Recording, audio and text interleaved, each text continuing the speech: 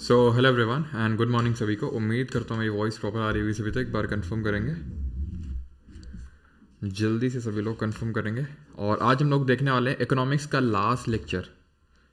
ठीक है, ये आज हमारी अर्थशास्त्र का आखिरी अध्याय होने वाला है, जिसमें कि हम पंचवर्षीय योजनाओं के बारे में पढ़ेंगे।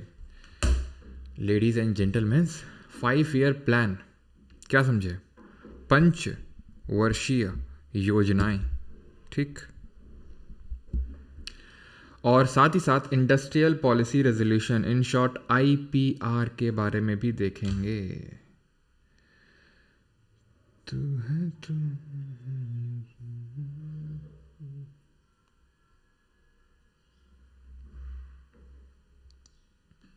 ठीक। और साथ ही साथ इंडस्ट्रियल पॉलिसी रेजोल्यूशन। वॉइस क्या रोबोटिक तो नहीं आ रही है? रिकॉर्डिंग ऑन करना को, ठीक है। हाँ हाँ हाँ, चलो चलो चलो चलो।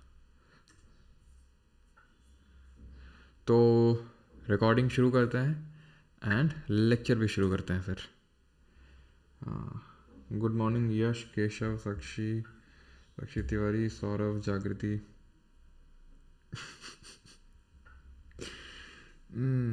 5 ईयर प्लानिंग करनी है, फैमिली प्लानिंग नहीं, बिल्कुल। चलो भाई, तो शुरू किया जाए। गरीबों का मसीहा थानोस। चलो भाई, तो शुरू करते हैं। 5 year plans and industrial policy resolutions. तो देखो, पंचवर्षीय योजनाएं कब आई, क्यों ज़रूरत पड़ी इसकी? जब हम आज़ाद हो गए। कब आज़ाद हुए थे हम लोग? किसी को पता है क्या कब आज़ाद हुए थे? तो 15 अगस्त 1947, 1947 को जब हम आज़ाद हुए थे, तब हमारे सामने एक क्वेश्चन आया कि हम किसको अडॉप्ट करें। कैपिटलिज्म को अडॉप्ट करें, यानी पूंजीवाद को, या फिर सोशलिज्म को, समाजवाद को। ठीक है, सोशलिज्म को। तो इसमें नेहरू जी का ये मानना था कि कैपिटलिज्म तो नहीं रखेंगे, सोशलिज्म की तरफ जो है झुकाव ज़्यादा था नेहरू जी का। अब नेहरू जी को तो आप जानते ही होंगे, है ना। तो सोशलिज्म की तरफ झुकाव इसलिए भी ज़्यादा था क्योंकि जो कैपिटलिज्म था उसके भुक्तभोगी हम थे। भुक्तभोगी मतलब नेगेटिव साइड में, नेगेटिव अगर सेंस से देखें, नेगेटिव पर्सपेक्टिव से देखें, तो हमें 200 साल तक एक कंपनी ने राज किया। किस चीज़ के लिए? प्रॉफिट के लिए। और कैपिटलिज्म में मेन क्या चीज़ होता है भाई? मेन मैटर करता है उसमें प्रॉफिट।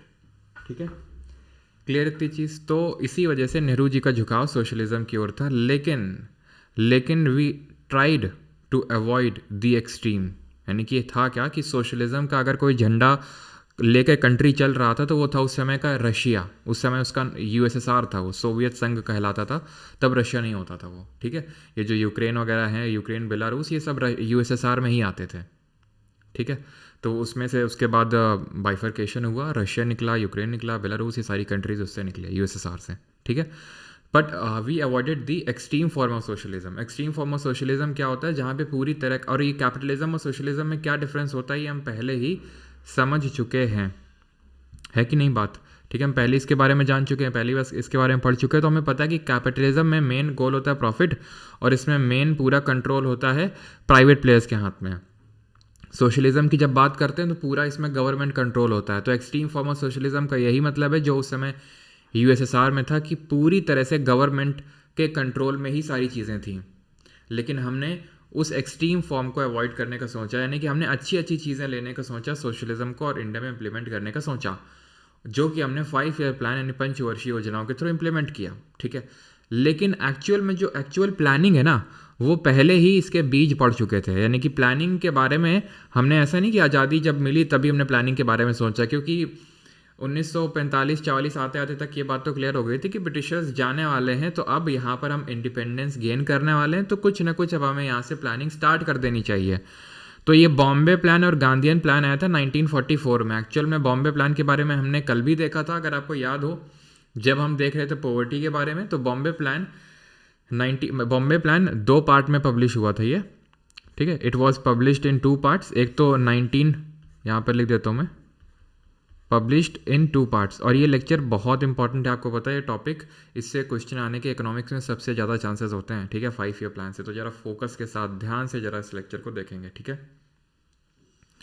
तो it was published in 2 parts, 2 part में कब, 1944 में एक तो रिपोर्ट पब्लिश करी बॉम्बे प्लान ने, और एक 1945 में, जहाँ पर कुछ इन्फ्लुएंशियल बिजनेस मैन जो थे वो मिले थे बॉम्बे में और उन्होंने इसको पब्लिश किया था, ठीक है। तो Bombay plan and Gandhian plan in 1944, people's plan in 1945 by post war reconstruction committee in Indian trade union. तो जो इंडियन ट्रेड यूनियन था उसमें एक पोस्ट वॉर रिकंस्ट्रक्शन कमिटी थी, उसने एक पीपल्स प्लान दिया था 1945 में, और एक सर्वोदय प्लान आया था 1950 में जिसको जयप्रकाश नारायण ने दिया था, ठीक है। और जयप्रकाश नारायण कमेंट बताएंगे, मैंने आपको इनके रिगार्डिंग हिस्ट्री में बताया था कि किस पार्टी के फाउंडर थे, जल्दी से।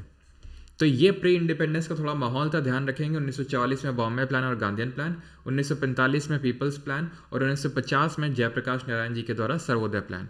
तो पार्टी थी ये कांग्रेस सोशलिस्ट पार्टी। कब बनी थी, 1934 में, 1935 में। जयप्रकाश नारायण, आचार्य नारायण देव, मीनू मसानी, ये सब लोग इसमें इन्वॉल्व थे, फाउंडिंग मेंबर्स जो थे वो टीम इस पर्टिकुलर पार्टी के, ठीक है। तो प्री इंडिपेंडेंस में ये माहौल था। और पोस्ट इंडिपेंडेंस हमने, जैसे आपको मैंने बताया कि यूएसएसआर से इंस्पायर होकर, क्योंकि यूएसएसआर 5 ईयर प्लान पहले से ही, कब से, 1928 में जोसेफ स्टालिन जो थे रशिया के, तो उन्होंने यहाँ पे सबसे पहले जो रशिया के यहाँ पे प्रेसिडेंट थे, तो उन्होंने लॉन्च किया था 5 ईयर प्लान को, पंचवर्षीय योजनाओं को, ठीक है, लेट 1920s में। वहीं से इंस्पायर होके इंडिया ने भी 5 ईयर प्लान को अडॉप्ट किया, चाइना ने भी 5 ईयर प्लान को अडॉप्ट किया, और चाइना आज भी 5 ईयर प्लान आपके चलाता है, ठीक है। लेकिन जैसे मैंने आपको बताया कि we tried to avoid the extreme form of socialism. इसके लिए क्या किया गया, इसके लिए एक प्लानिंग कमीशन का योजना आयोग का गठन किया गया, मार्च 1950 में इसका गठन किया जाता है, ठीक है, स्टैब्लिश्ड ऑन मार्च 1950। किस लिए इसका गठन किया जाता है, बिकॉज यही प्लानिंग करेगा बैठ के, प्लानिंग कमीशन एंड योजना आयोग यही प्लान बनाएगा, प्लान जॉट डाउन करेगा कि अगला वाला जो पंचवर्षीय योजना होगा, अगले वाला जो 5 ईयर प्लान होगा, उसमें किस तरह से क्या क्या हमारे गोल्स होंगे, क्या क्या हमारे टारगेट्स होंगे, और पिछले वाले में हमने क्या क्या टारगेट रखे थे, कितने अचीव किए, वो सारा कुछ देखने का काम प्लानिंग कमीशन का था, इम्प्लीमेंट करने का काम नहीं था। इसके लिए ध्यान रखना, नेशनल डेवलपमेंट काउंसिल भी बनाई गई थी, ठीक है, मेनली इम्प्लीमेंटेशन पार्ट वाला देखने के लिए। नेशनल डेवलपमेंट काउंसिल को भी, इसका भी गठन किया गया था, इसका भी और इसका भी, दोनों का चेयरमैन प्रधानमंत्री ही था। क्लियर इतनी बात। तो प्लान बनाएगा प्लानिंग कमीशन, उसको ग्राउंड लेवल पे उतारने का काम करेगा नेशनल डेवलपमेंट काउंसिल, दोनों का ही चेयरमैन प्राइम मिनिस्टर, दोनों का ही चेयरमैन प्राइम मिनिस्टर। तो शुरू करते हैं फिर 5 ईयर प्लानिंग। बट उससे पहले you should know that the goals of the 5 year plans were growth, modernisation, self reliance and equity. अब इससे हम समझते क्या हैं, ये जो आपके लिखे हुए हैं ग्रोथ, मॉडर्नाइजेशन, सेल्फ रिलायंस और इक्विटी, इनका मतलब भी थोड़ा सा समझ लेते हैं। वॉइस एको हो रहा है, जब पूछ रहे थे तब ना बता पा रहे थे, अब वॉइस एको कर रहे हो।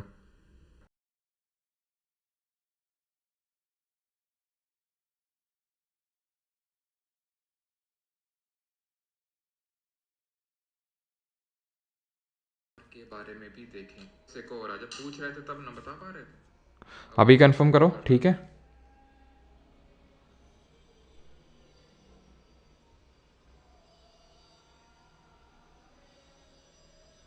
अभी ठीक है, एक बार कंफर्म करो।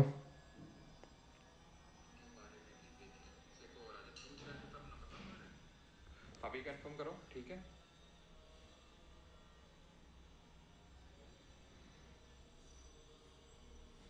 ऑल गुड, ठीक है। तो गोल ये थे हमारे 5 ईयर प्लान के, ग्रोथ, मॉडर्नाइजेशन, सेल्फ रिलायंस और इक्विटी। अब इनके मतलब थोड़े समझ लेते हैं कि what does growth means, modernisation, self reliance और इक्विटी। तो ग्रोथ का मतलब सिंपल है, जीडीपी में बढ़ोतरी, ठीक है, increase in GDP, increase in GDP. GDP क्या है, value of all the final goods and services produced with in the territory of a country in a financial year. तो हमें बस जीडीपी को इंक्रीज करना है, ये ग्रोथ का मतलब। मॉडर्नाइजेशन का मतलब क्या है, मॉडर्नाइजेशन के 2 मतलब हैं, एक तो नई टेक्नोलॉजी को इंट्रोड्यूस करना, ठीक है, सो दैट की प्रोडक्टिविटी बढ़ाई जा सके। जैसे फॉर एग्जांपल एग्रीकल्चर है, तो अगर खुरपी फावड़ा लेके चलाते रहोगे तो ढेरों लोग लगे रहेंगे, लेकिन जीडीपी में कंट्रीब्यूशन नहीं हो पाएगा, ग्रोथ नहीं हो पाएगी। तो ग्रोथ करने के लिए मॉडर्नाइजेशन ज़रूरी है कि नई टेक्नोलॉजी हर जगह, ऐसा नहीं कि सिर्फ एग्रीकल्चर में, इंडस्ट्रीज़ में नई हमें मशीनरी लगाएंगे तो और ज़्यादा प्रोडक्टिविटी बढ़ेगी। प्लस मॉडर्नाइजेशन का मतलब ये भी है इन्वॉल्वमेंट ऑफ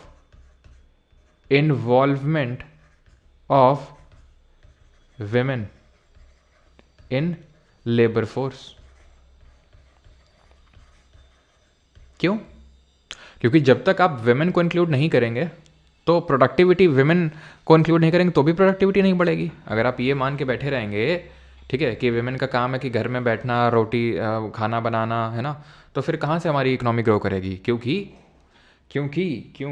विवेकानंद जी ने भी कहा था, क्या कहा था विवेकानंद जी ने, कि जिस तरह चिड़िया एक पंख पे नहीं उड़ सकती है, उसी तरह देश भी बिना विमेंस को उनका हक दिए हुए नहीं ग्रो कर सकता है। ठीक है, तो विमेंस को भी हक देना ज़रूरी है, उनको भी लेबर फोर्स में, क्योंकि उनके अंदर भी जो टैलेंट है उसको हमें सही जगह यूज़ करने आना चाहिए, है ना। कि वेमेन में जो थर्ड आई का कॉन्सेप्ट बोलते हैं कि वेमेन जो होती हैं वो कुछ सेंस कर लेती हैं, उनकी जो सेंस पावर्स होती हैं वो ज़्यादा होती हैं। तो ऐसी जगहों में उनको हमें डिप्लॉय करना होगा सो दैट कि हमारा एक तरह से प्रोडक्टिविटी और बढ़ सके, है ना। तो वेमेन का भी इन्वॉल्वमेंट लेबर फोर्स में, ये भी मॉडर्नाइजेशन के अंदर आता है। सेल्फ रिलायंस का मतलब क्या होता है? Self reliance is kind of inward looking strategy based on inward looking strategy, or I can say the vice versa, that is inward looking strategy is based on the self reliance। मतलब कि जो चीज़ हम घर में बना सकते हैं उसको घर में ही बनाएं, बाहर से इंपोर्ट ना करें। समझ आया? मतलब इक्विटी का मतलब है ग्रोथ ऑफ ऑल, यानी कि ग्रोथ हो रही है, मॉडर्नाइजेशन हो रहा है, सब कुछ हो रहा है, लेकिन ऐसा तो नहीं उसके बेनिफिट सिर्फ एक पर्टिकुलर सेक्शन को ही मिल रहा है, तो सबको मिलना चाहिए। ठीक है, जो ग्रोथ का बेनिफिट है वो सबको मिलना चाहिए, ग्रोथ ऑफ ऑल या फिर ग्रोथ फॉर ऑल। क्लियर इतनी चीज़? तो ये ध्यान रखना, गोल्स क्या है 5 ईयर प्लान के? 4। I again repeat, growth, modernisation, self reliance and equity. याद रहेगा? ठीक। देन अगर बात करें तो 5 year plan not only specify the objectives to be attend in the 5 years of a plan, but also what is to be achieved over a period of 20 years। This long term plan is called as perspective plan. पंचवर्षीय योजना का गोल सिर्फ 5 साल के लिए नहीं था, उसका एक लॉन्ग टर्म विजन भी था कि हमें 20 साल में क्या अचीव करना है, और उसको पर्सपेक्टिव प्लान बोला। ऑप्शन में देगा 20 ईयर प्लान, गलत होगा वो, 20 ईयर प्लान नहीं, पर्सपेक्टिव प्लान। याद रहेगा? अब आते हैं एक एक करके 5 ईयर प्लान देखते हैं। तो टोटल कितने 5 ईयर प्लान देखने हैं हमको? 12 5 ईयर प्लान देखने हैं। ये 5 ईयर प्लानिंग जो है 1951 से शुरू होती है और 2014 तक चलती है, क्योंकि 2014 में आपको पता है एनडीए गवर्नमेंट आ गई, यानी बीजेपी की गवर्नमेंट आ गई, और उसने ये 5 ईयर प्लानिंग को ख़त्म कर दिया, प्लानिंग कमीशन को भी ख़त्म कर दिया और उसकी जगह नीति आयोग को ले आया। ठीक है, तो ये चीज़ हमें याद रखनी है कि 12 5 ईयर प्लान ही आए थे टोटल, और 12वां वाला भी पूरा नहीं हो पाया था। तो 1951 से लेकर 2014 तक, वो हम एंड में भी एक बार देख लेंगे इस चीज़ को भी। ठीक है, तो फर्स्ट 5 ईयर प्लान देखते हैं, जो कि 1 अप्रैल 1951 को लॉन्च हुआ था। तो प्लानिंग कमीशन बनता है 1950 में, ठीक है, और ये 1951 में लॉन्च होता है। और उसके पहले, इंडिपेंडेंस के पहले क्या क्या हुआ था हमने देखा, Bombay plan, Gandhian plan, people's perspective plan, और जो हमारा सर्वोदय प्लान था। और साथ ही साथ आप नेशनल प्लानिंग कमेटी को भी याद कर सकते हो, जो हमने कल देखा था और हिस्ट्री में भी देखा था, 1938 में जो बोस जी ने बनाई थी, और जिसके पहले चेयरमैन नेहरू जी थे। क्लियर रहेगी इतनी बात? तो ये बेस्ड था हैरड डोमर मॉडल पे। तो हैरड और डोमर जी ने अपना मॉडल दिया था कि इस तरह से 5 ईयर प्लान जो है होना चाहिए। अब हर 5 ईयर प्लान में मल्टीपल गोल्स होते थे कि हमें ये करना है, ये करना है, ये करना है, लेकिन अब रिसोर्सेज तो लिमिटेड ही हैं। ये तो हमने इकोनॉमिक्स से पहले लेक्चर में ही देखा था कि इकोनॉमिक्स का मतलब ही होता है कि लिमिटेड रिसोर्सेज। अब लिमिटेड रिसोर्सेज में आप क्या क्या करते हो, हर चीज़ की एक अपॉर्चुनिटी कॉस्ट होती है ना। तो चीज़ें बहुत सारी करनी है, लेकिन हमें कुछ चीज़ों को, इक्का दुक्का चीज़ों को थोड़ा ज़्यादा फोकस करना पड़ेगा उस पर्टिकुलर प्लान पे। उस पूरा पर्टिकुलर प्लान का उस सेंट्रल थीम होगा। फर्स्ट 5 ईयर प्लान का क्या था? एग्रीकल्चर था, यानी कि प्राइमरी सेक्टर में हमारी जो भी चीज़ें नेचर से डायरेक्टली जुड़ी होती हैं वो आ जाती हैं, बट इसमें प्राइमरीली हमारा एग्रीकल्चर सेक्टर आता है। इसके अलावा आप हम बताइए जरा कमेंट है, प्राइमरी सेक्टर में और क्या क्या आता है? तो इसका ड्यूरेशन क्या था? 1951 से लेकर 1956 तक, 5 साल तक इसका ड्यूरेशन था। 51 से लेकर 56 तक। कभी कभी ये डेट भी एग्जैक्ट पूछ लेता है आपसे। ठीक है, ये प्राइम मिनिस्टर, अभी आप मत, हर 5 ईयर प्लान है प्राइम मिनिस्टर का नाम लिखा होगा, वो अभी आप मत देखना, मैं लास्ट में समराइज करूँगा इसको। ठीक है, ना करूँ तो याद दिला देना।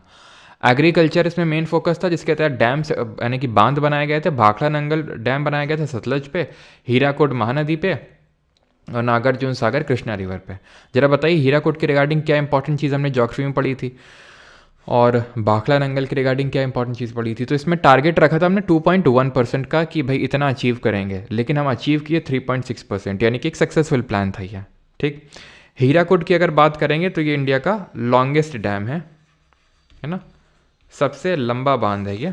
और वहीं भाखड़ा नंगल डैम की अगर बात करेंगे तो ये जो भाखड़ा नंगल है, तो भाखड़ा नंगल ये इंडिया का लार्जेस्ट डैम है, प्लस हाईएस्ट ग्रेविटी डैम है, सबसे ऊंचा गुरुत्वीय बांध है। अर्दन डैम सबसे कौन सा हाईएस्ट, बताओ जल्दी से, सबसे हाईएस्ट अर्दन डैम कौन सा है। तो क्लियर इतनी चीज़।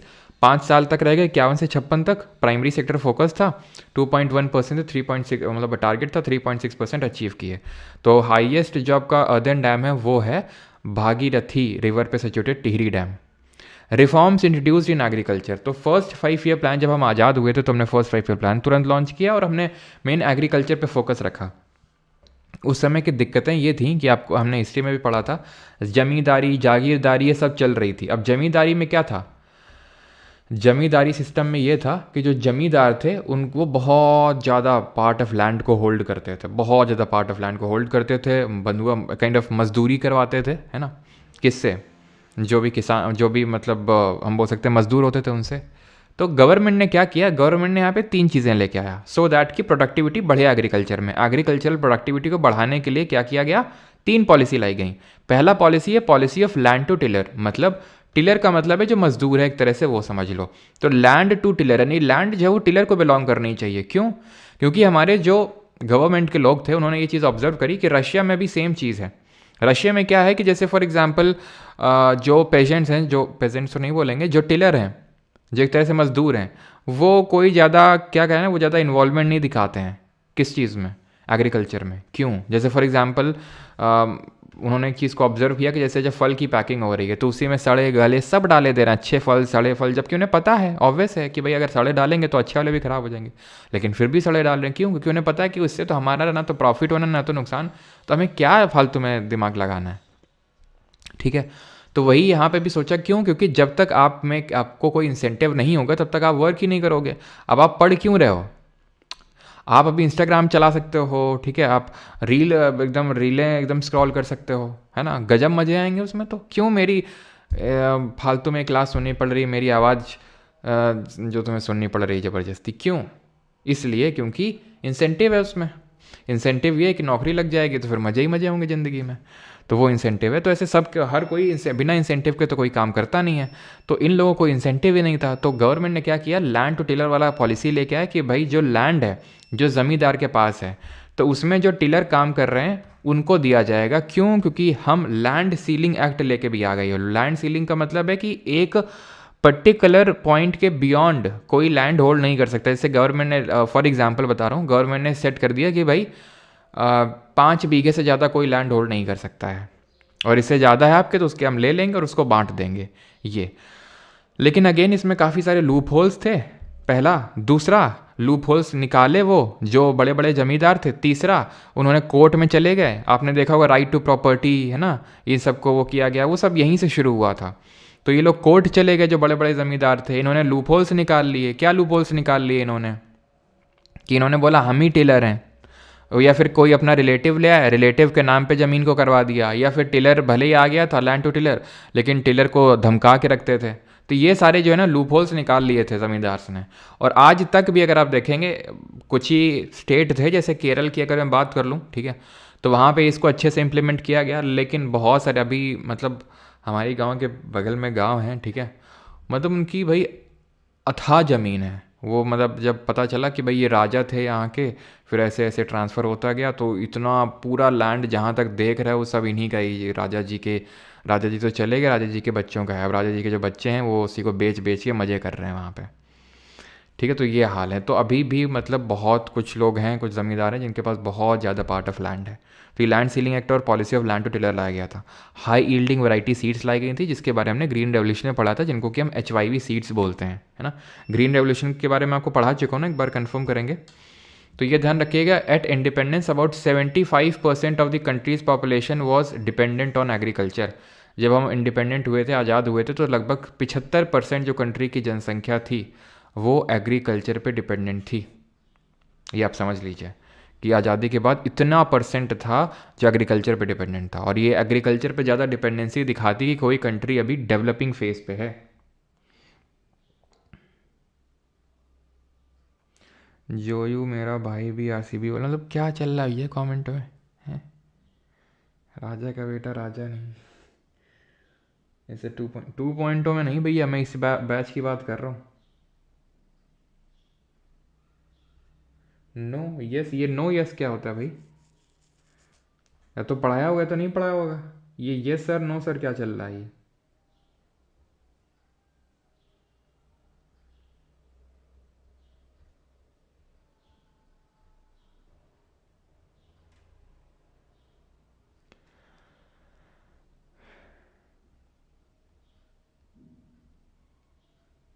सर कराया है, ठीक है, क्लियर है इतनी चीज़।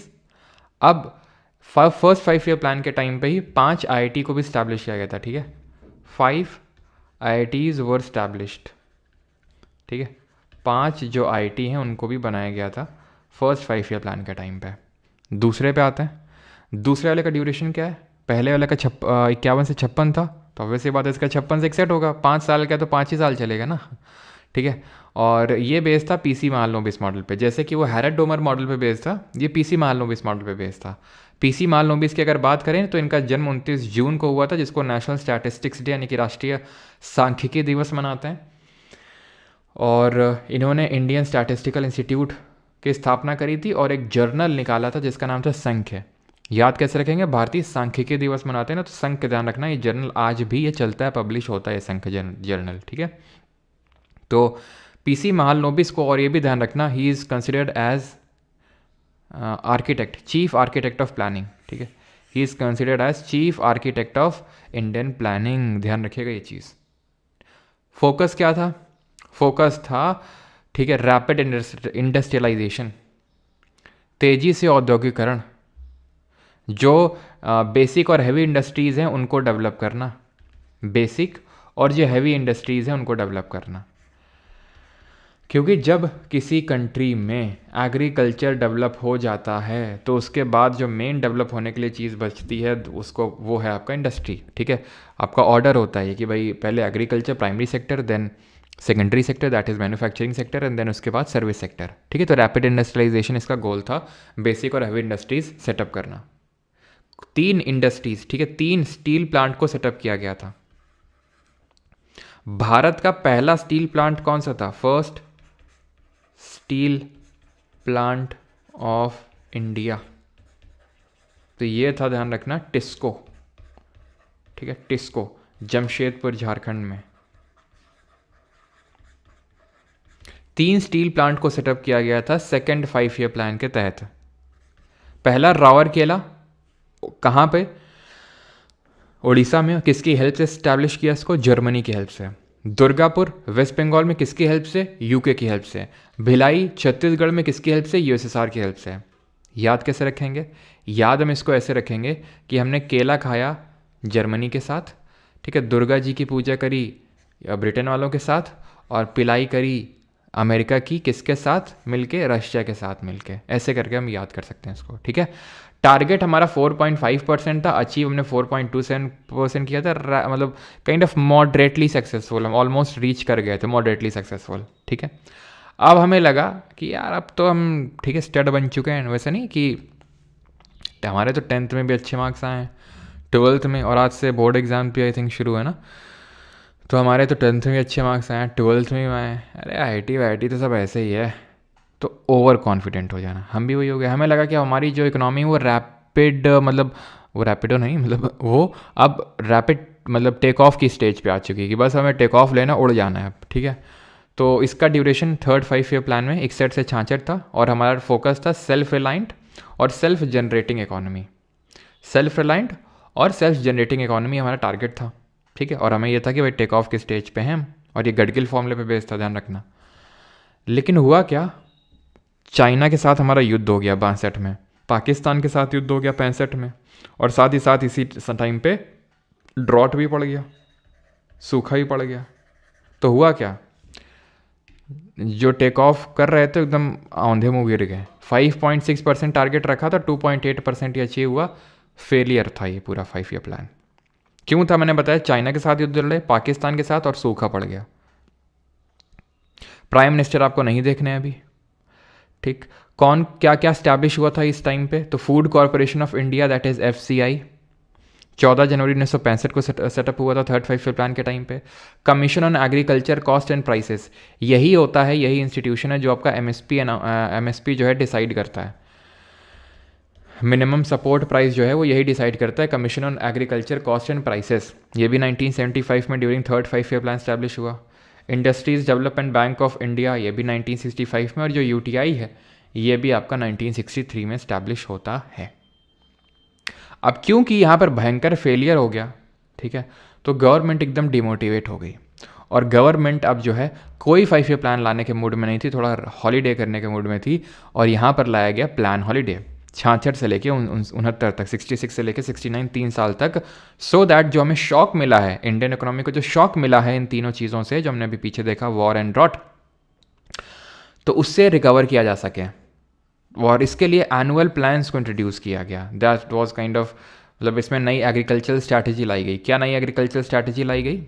इसमें यह एग्रीकल्चरल स्ट्रैटेजी लाई गई कि भाई हम इसी टाइम पे ही जो आपका ग्रीन रेवोल्यूशन है, हरित क्रांति, उसको लाया गया था। ग्रीन रेवोल्यूशन के बारे में आपको पढ़ा चुका हूँ, ठीक है। तो ये सारी चीज़ें मैंने आपको बताया होगा कि ये 2 फेज़ में लाया गया था, ठीक है। और मैंने पढ़ाया होगा इसको आपको लास्ट वाली जो क्लास हुई थी ज्योग्राफी की, एग्रीकल्चर वाली, उसमें, ठीक है। और सेकेंड फेज़, तो ज़रा बताओ फर्स्ट फेज़ कब लाया गया था और सेकेंड फेज़ कब लाया गया था? और फर्स्ट फेज़ कौन से एफ्लुएंट स्टेट्स को टारगेट किया था? फर्स्ट फेज़ जो है कौन से एफ्लुएंट स्टेट्स को टारगेट किया था? तो फर्स्ट फेज़ की जब बात करेंगे तो मिड 1960s से लेकर मिड 1970s तक चला था। और सेकेंड फेज़ की अगर बात करेंगे ग्रीन रेवोल्यूशन की, तो ये मिड 1970s में आया था। क्लियर है चीज़ एग्रीकल्चर वाली क्लास में?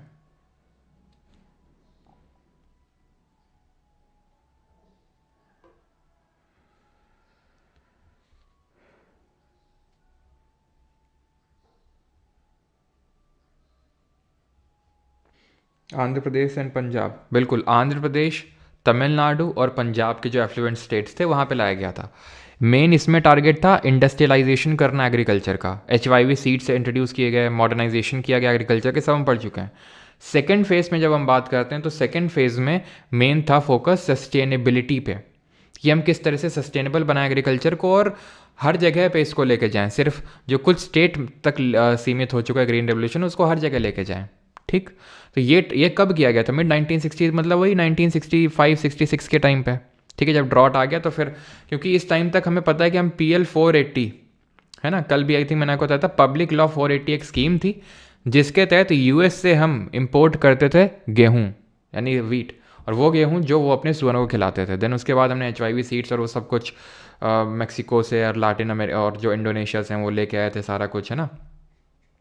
तो राइस की वैरायटी लेके आए थे। तो ये सारी चीज़ें जो है, इसने हमारा जो एग्रीकल्चर उसको काफ़ी बड़ा बूस्ट दिया। And we not only became the self sufficient in the food grains, mainly in the wheat and rice, बल्कि हम एक्सपोर्ट भी करने लग गए इस वीट और राइस को। अब आता है 4th 5 ईयर प्लान। तो देखिए 4th 5 ईयर प्लान जो है ना, ये आपको कहीं कहीं दिया होगा गडगिल फॉर्मूला, तो कहीं कहीं दिया होगा रुद्र एलन मॉडल, दोनों याद करेंगे। 3rd 5 ईयर प्लान में मैंने गडगिल फॉर्मूला बताया था, यहाँ पे भी गडगिल फॉर्मूला थोड़ा सा ध्यान में रखेंगे, क्योंकि कभी कभी 4th 5 ईयर प्लान से अटैच कर देता है उसको, गडगिल फॉर्मूले को। ड्यूरेशन की बात करें तो आप देखिए 51 से 56, 51 से 56 फर्स्ट, 56 से आपका 61 सेकेंड, 61 से 66 थर्ड, 66 से 69 प्लान हॉलीडे, 69 से 74 5 साल तक चलेगा 4th 5 ईयर प्लान।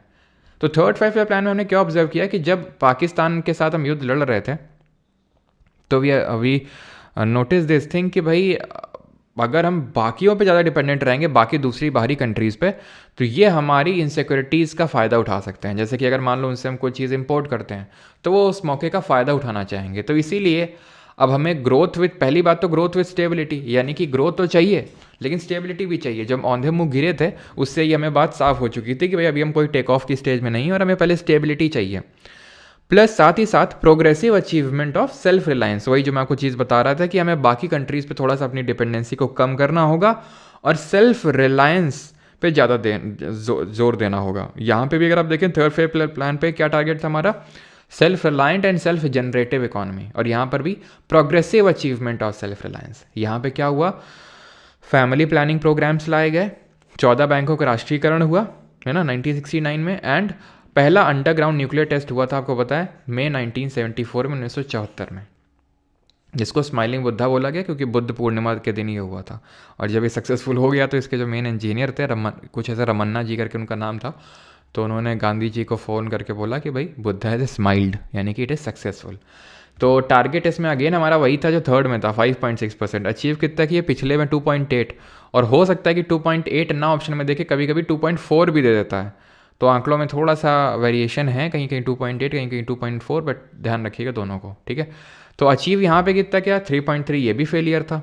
क्यों, क्योंकि यहाँ पे भी पाकिस्तान के साथ हमारा युद्ध छिड़ा था, क्योंकि 1971 में पता है बांग्लादेश का जन्म हुआ था, है ना, बांग्लादेश लिबरेशन वॉर हुआ था। बांग्लादेश पहले ईस्ट पाकिस्तान था, ये जो वेस्ट पाकिस्तान था, नहीं, हमारा बड़ा बेटा छोटे बेटे को काफ़ी तंग करता था, दोनों में हमने सुलह करवाई, छोटे बेटे को अलग किया इससे, तो बड़ा बेटा हमारा चिढ़ गया और फिर जो है इसको भी हमें थोड़ा शांत करना पड़ा मार मूर के। तो 1971 में जो वॉर हुआ था उससे हमें भी, हमारी इकोनॉमी को भी जॉल्ट लगा और ये भी प्लान भी उतना ज़्यादा सक्सेसफुल नहीं हो पाया। क्लियर रहती चीज़। अब आते हैं फिफ्थ 5 ईयर प्लान पे। ये आप देखिए 74 में ख़त्म हो गया, तो 74 से लेकर 78 तक चला ही है। कायदे से तो अगर देखें 79 तक चलना चाहिए, 5 साल तक, लेकिन ये 4 साल तक चला। क्यों, अभी देखेंगे। लेकिन ये डीपी धर मॉडल पे बेस्ड था, यानी कि डीपी धर ने इसका पूरा मॉडल बना के दिया था। टारगेट इसमें 4.4% के रखा था और अचीव 4.8, यानी ये भी सक्सेसफुल था। इसमें की फोकस क्या थे, गरीबी हटाना है, that is removal of poverty, गरीबी हटाओ का नारा भी यहाँ पे दिया गया। सेल्फ रिलायंस अटेन करना है। मिनिमम नीड्स प्रोग्राम यहाँ पे लॉन्च किया गया था 1974 में, कि basic needs to be provided to all, यानी कि बेसिक नीड्स सभी को, यानी रोटी कपड़ा मकान, वो सभी को मिलना चाहिए, और इसके लिए 20 पॉइंट प्रोग्राम भी निकाला गया। इसी टाइम पे आरआरबी यानी कि रीजनल रूरल बैंक को भी स्टैब्लिश किया गया था 1975 में। अब बताएंगे देश की पहली आरआरबी कौन सी थी, और आपको पता होना चाहिए कि जो आरआरबी एक्ट है, जो अधिनियम है, वो 1976 में आया था, 1976 में। तो पहली जो हमारी सेटअप हुई थी ग्रामीण बैंक यानी आरआरबी,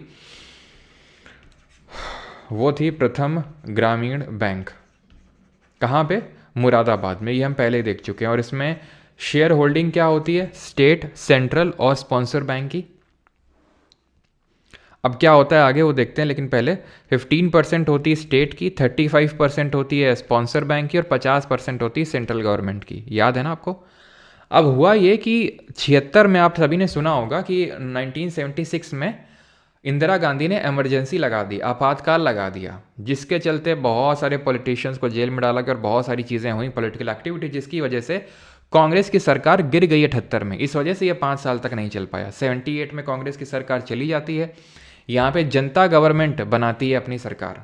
मोरारजी देसाई पहले प्राइम मिनिस्टर बनते हैं और उसके बाद चौधरी चरण सिंह बनते हैं, ठीक है। तो मोरारजी देसाई सबसे पहले आए, जनता गवर्नमेंट को लीड कर रहे थे, और इन्होंने 5 ईयर प्लान को ख़त्म कर डाला। ही डिसमिस द 5 ईयर प्लान, और उसकी जगह पे ये ले आया रोलिंग प्लान। रोलिंग प्लान का मतलब ये होता है कि भाई हम रोल कर करके चलेंगे। जैसे कि 79 में, जैसे हमने 1970 फिर 1980 के लिए प्लान बना लिया, 1 साल का प्लान। उसको साल के अंत में एनालाइज करेंगे, कितना हमने अचीव किया, क्या टारगेट रखे थे, क्या फेलियर थे, एंड देन उसके हिसाब से फिर अगले साल का बनाएंगे, फिर अगले साल का बनाएंगे। तो ये रोल कर करके चलेंगे। तो रोलिंग प्लान इंट्रोड्यूस किए गए थे after the 5th 5 year plan 1978 में। ड्यूरेशन भैया ये नहीं होगा, ठीक है, ड्यूरेशन ये तो 5th 5 ईयर प्लान का था। इसका जो ड्यूरेशन था रोलिंग प्लान, ये आपका 1978 से लेकर 80 तक चलता है। 2 साल क्यों, क्योंकि 2 साल में जनता गवर्नमेंट भी गिर जाती है और इसकी जगह फिर से कांग्रेस गवर्नमेंट आ जाती है 1980 में पावर में। फिर से इंदिरा गांधी आती हैं और 6th 5 ईयर प्लान लॉन्च करती हैं। 6th 5 ईयर प्लान के फोकस थे, एक तो नेशनल इनकम को बढ़ावा देना, यानी राष्ट्रीय आय को बढ़ाना, मॉडर्नाइजेशन करना टेक्नोलॉजी का, और गरीबी को और बेरोजगारी को, यानी पॉवर्टी एंड अनएम्प्लॉयमेंट को घटाना। कमेंट करके आप बताएंगे जल्दी से कि पॉवर्टी 2011-12 में तेंदुलकर कमेटी के हिसाब से कितनी है, जल्दी से। और इसको कैसे हटाएंगे, scheme for transferring skills, skill scheme थी ये ट्राइसेम, ठीक है, सीट्स, IRDP और providing the slack season employment, ये NERP नेशनल एम्प्लॉयमेंट रूरल जो गारंटी प्रोग्राम है उसके तहत जो है इसको इम्प्लीमेंट किया गया।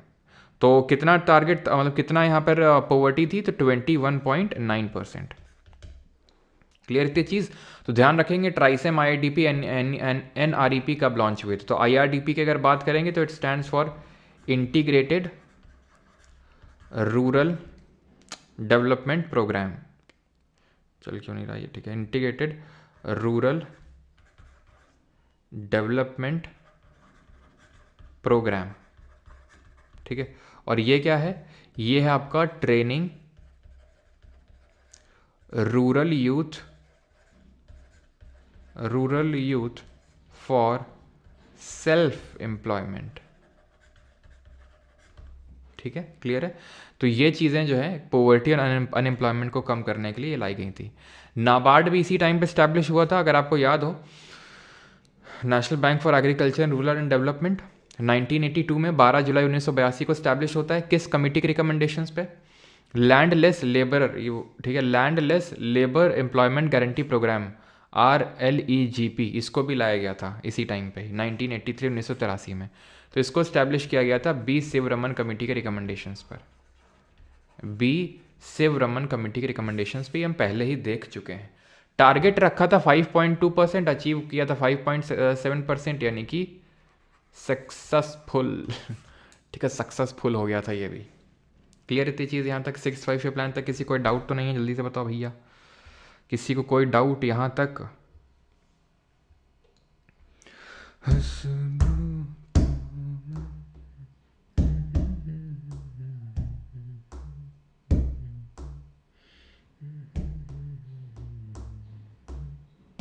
शुरू करें 7th। अब यहाँ इंदिरा गांधी जी जा चुकी हैं। शुरू के 3 नेहरू, अगले 3 गांधी, और अब आएंगे राजीव वाले गांधी, ठीक है।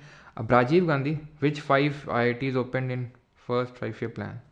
कौन सी 5 IIT थी ये नहीं पूछेगा, चलो वो भी लिखवा देंगे। बाप वर्सेस बेटा का मैच है, देखिएगा ज़रूर। कब है भाई? कल से, सॉरी 19 से शुरू है ना चैंपियंस ट्रॉफी।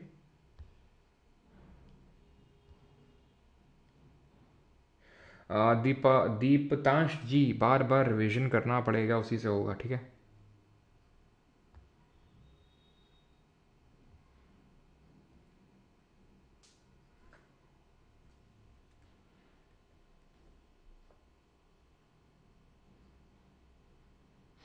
RLEGP की फुल फॉर्म लिखी तो है, यहाँ पे बस रूरल लगा लो। रूरल लैंडलेस लिखा तो है, rural landless labour employment guarantee programme.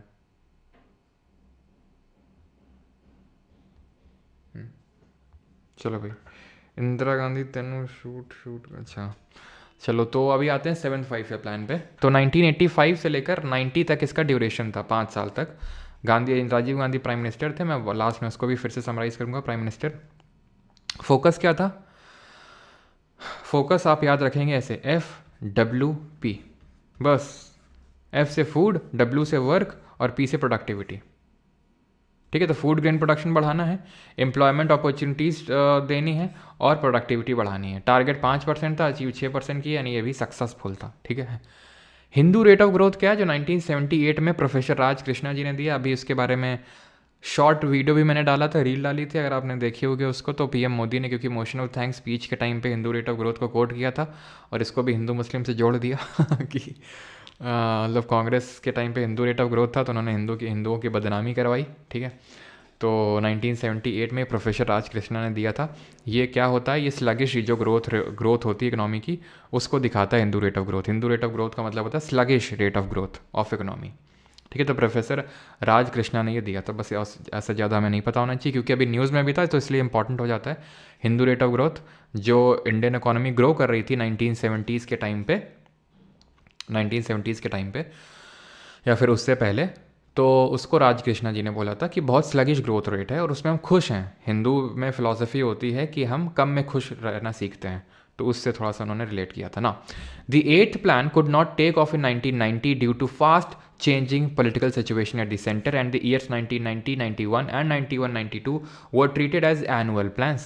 The 8th plan was finally launched in 92 after the initiation of structural adjustment policy. क्या समझे आप इससे? आप इससे ये समझे कि 7th 5 ईयर प्लान के बाद 8th 5 ईयर प्लान नहीं आया तुरंत। क्या आया? एनुअल प्लान आया। क्या आया यहाँ पे? तो यहाँ पर आया एनुअल प्लान। क्यों? क्योंकि फास्ट चेंजिंग यहाँ पे पॉलिटिकल सिचुएशन थी सेंटर पे। और कल भी हमने पढ़ा था कि 1990 में बैलेंस ऑफ पेमेंट क्राइसिस। देखिए बैलेंस ऑफ पेमेंट क्राइसिस ऐसा नहीं है कि 1990 में, सेकंड 5 ईयर प्लान में भी थी। लेट मी टेल यू कि सेकंड 5 ईयर प्लान जो था, दूसरी पंचवर्षीय योजना, उसमें भी था बैलेंस ऑफ पेमेंट क्राइसिस। लेकिन यहाँ पे ये क्या था कि बिल्कुल ही टूट चुके थे। ठीक है, फिर हमने गाया गाना, मैं टूट के सनम IMF तुझको ही चाहूँगा। क्यों? क्योंकि अब हमें IMF के पास जाना पड़ा लोन लेने के लिए, और IMF ने हमें बेल आउट किया with certain conditions. Those conditions was कि भाई अपनी इकोनॉमी को लिबरलाइज करो, प्राइवेटाइज, ग्लोबलाइज, वो सब हम रिफॉर्म्स लेके आए, जिनकी चर्चा हमने कल भी करी थी। और उन्हीं चीज़ों को हम बोलते हैं स्ट्रक्चरल एडजस्टमेंट पॉलिसी। क्या है स्ट्रक्चरल एडजस्टमेंट पॉलिसी? वही लिबरलाइजेशन, प्राइवेटाइजेशन और ग्लोबलाइजेशन। लिबरलाइजेशन का मतलब है कि आप फॉरेन इन्वेस्टमेंट लो, प्राइवेटाइजेशन का मतलब है कि आप प्राइवेट प्लेयर्स को भी खेलने का मौका दो अपने इकोनॉमी में, और ग्लोबलाइजेशन का मतलब है आप अपनी इकोनॉमी को बाकी अदर कंट्रीज़ की इकोनॉमीज़ के साथ इंटीग्रेट करो। तो 1990 में जो है 1990 में आपको पता है BOP क्राइसिस हुआ था, तो इस वजह से ये जो स्ट्रक्चरल एडजस्टमेंट पॉलिसी है उसको लाना पड़ा था। और एनुअल प्लान चले 2 साल, 91-92 और 90-91 और 91-92, और 92 में यानी 1992 में 8th 5 ईयर प्लान हम लाए। ठीक है, जो कि इंडिकेटिव प्लानिंग भी बेस्ड था। इंडिकेटिव प्लानिंग क्या होती है अभी हम देखेंगे, लेकिन क्योंकि राजीव गांधी जी की डेथ हो गई थी 90 में, आपको पता है ना, उनको मार दिया गया था। तो 1990 के बाद जो है प्राइम मिनिस्टर बने थे PV नरसिम्हा राव, तो और उस समय फाइनेंस मिनिस्टर थे मनमोहन सिंह जी। तो 92 से लेकर 97 तक का ड्यूरेशन था 8th 5 ईयर प्लान का। ठीक है, और ये सब तो अभी मैं आपको बता ही चुका हूँ। टारगेट यहाँ पर 5.6% रखा था, याद करो, यही हम थर्ड में भी रखे थे, और अचीव हमने 6.8% किया, यानी ये भी सक्सेसफुल था। ठीक है, की फोकस क्या थे 8th 5 ईयर प्लान के? शेयर ऑफ पब्लिक सेक्टर यहाँ से कम हो गया, ये सारी चीज़ें चलो यहाँ पे लिखी हुई हैं, या आप इसको पढ़ेंगे। फॉर द फर्स्ट 8 प्लान्स, पहले 8 प्लान में the emphasis was on a growing public sector. पहले में हमारा 8 प्लान में पब्लिक सेक्टर पे फोकस था कि हमें पब्लिक सेक्टर को ग्रो करवाना है। पब्लिक सेक्टर का मतलब है government sector, with massive investment in basic and heavy industries. यानी मैसिव इन्वेस्टमेंट हम कर रहे थे बेसिक और हैवी इंडस्ट्रीज में। अगर आपको याद हो, सेकंड 5 ईयर प्लान से ही हमने शुरू कर दिया था रैपिड इंडस्ट्रियलाइजेशन, जिसमें हमारा फोकस बेसिक और हैवी इंडस्ट्रीज था। But since the launch of the 9th plan in 1997, emphasis was on the public sector has become less pronounced. यानी कि 9th plan onwards public sector से हम शिफ्ट हो गए। Emphasis on the public sector has become less pronounced and the current thinking on planning in the country in general is that it should increasingly be of an indicative nature. Indicative nature का मतलब क्या है? Indicative nature का मतलब है कि भाई सिर्फ और सिर्फ हम एक जनरलाइज्ड तरह से चीज़ें नहीं कर सकते हैं कि भाई हर जगह public sector public sector public sector. हमें चीज़ों को थोड़ा सा क्लासीफाई करना होगा कि भाई प्राइवेट प्लेयर्स को भी इन पर्टिकुलर सेक्टर्स में आ सकते हैं आराम से। तो ये इंडिकेटिव नेचर जो है 8th 5 ईयर प्लान से ही शुरू हो गया था। तो अगर आपसे क्वेश्चन पूछेगा कि विच 5 year plan was based on indicative policy या फिर इंडिकेटिव प्लानिंग, तो आंसर होगा 8th 5 ईयर प्लान। और कब से स्ट्रक्चरल एडजस्टमेंट पॉलिसी आई? तो 1992 ऑनवर्ड्स, या फिर हम बोल सकते हैं 8th 5 ईयर प्लान ऑनवर्ड्स। उसके बाद आपकी निकल के आती है क्या? Structural adjustment policy. Some 65% of the country's population continued to be employed in the agriculture even as late as 1990 तक भी 65%। जब आज़ाद हुए थे तो 75% था, और अभी भी कोई बहुत ज़्यादा कम नहीं हो गया आज़ादी के। अगर हम देखें तो लगभग 40 साल बाद तक भी 65% तक हमारी पॉपुलेशन इस पे डिपेंडेंट है, एग्रीकल्चर पे। इन इंडिया बिटवीन 50 से लेकर 90 तक the proportion of GDP contributed bye agriculture decline significantly. यानी कि एग्रीकल्चर में कॉन्ट्रीब्यूशन तो कम हो गया, एग्रीकल्चर का GDP में कॉन्ट्रीब्यूशन तो कम हो गया, लेकिन पॉपुलेशन कम ना हुई ऑन इट। 67.5% ये 1950 से लेके 65% अगर देखें तो वही 1992, वही जो मैं सेम चीज़ मैंने आपको बताई। तो कंट्रीब्यूशन GDP में तो घट गया, लेकिन लोग जितने एम्प्लॉयड थे वो अभी घटे नहीं उतने, 65% अभी तक था। क्लियर? अब आते हैं 9th 5 ईयर प्लान में। इसमें बस आपको गोल याद करना है, बहुत ज़्यादा इसमें कोई चीज़ें हमें याद नहीं रखनी है। ग्रोथ विद सोशल जस्टिस और इक्वालिटी इसका टारगेट था, और ड्यूरेशन था 97 से लेके 2002 तक, 5 साल। टारगेट था 6.5%, अचीव 5.4% किया। देन 10th 5 ईयर प्लान में अटल बिहारी वाजपेयी और मनमोहन सिंह जी दोनों लोग थे। 2002 से लेकर 2007 तक नेशनल हॉर्टिकल्चर मिशन इसी टाइम पे लॉन्च किया गया था। बस टारगेट वगैरह थोड़ा सा आप देख सकते हो, जैसे कि 8th का हमने देखा, हमने कितना अचीव किया 6.8, 9th में हमने 5.4 और यहाँ पे 7.6 अचीव किया 10th में। 11th में अगर बात करें टारगेट 9 का रखा और अचीव 8 का किया। यहाँ पर क्या फोकस था 11th वाले में, towards faster and more inclusive growth. 9th का तो समझ गया ना आप, सोशल जस्टिस और इक्वालिटी में मेन फोकस था। 10th में हॉर्टिकल्चर मिशन ध्यान रखना है लॉन्च किया गया था। 11th में faster and more inclusive growth और 12th में था faster inclusive and sustainable growth. ठीक है, यानी कि 11th 5 ईयर प्लान में था फास्टर एंड मोर इंक्लूसिव, हमने बस एक और कीवर्ड ऐड कर दिया इसमें और वो था सस्टेनेबल ग्रोथ। टाइम पीरियड क्या था 12 से लेके 17 तक, लेकिन पूरा नहीं हो पाया ये। 2014 में क्या हुआ, ठीक है, ये 2014 में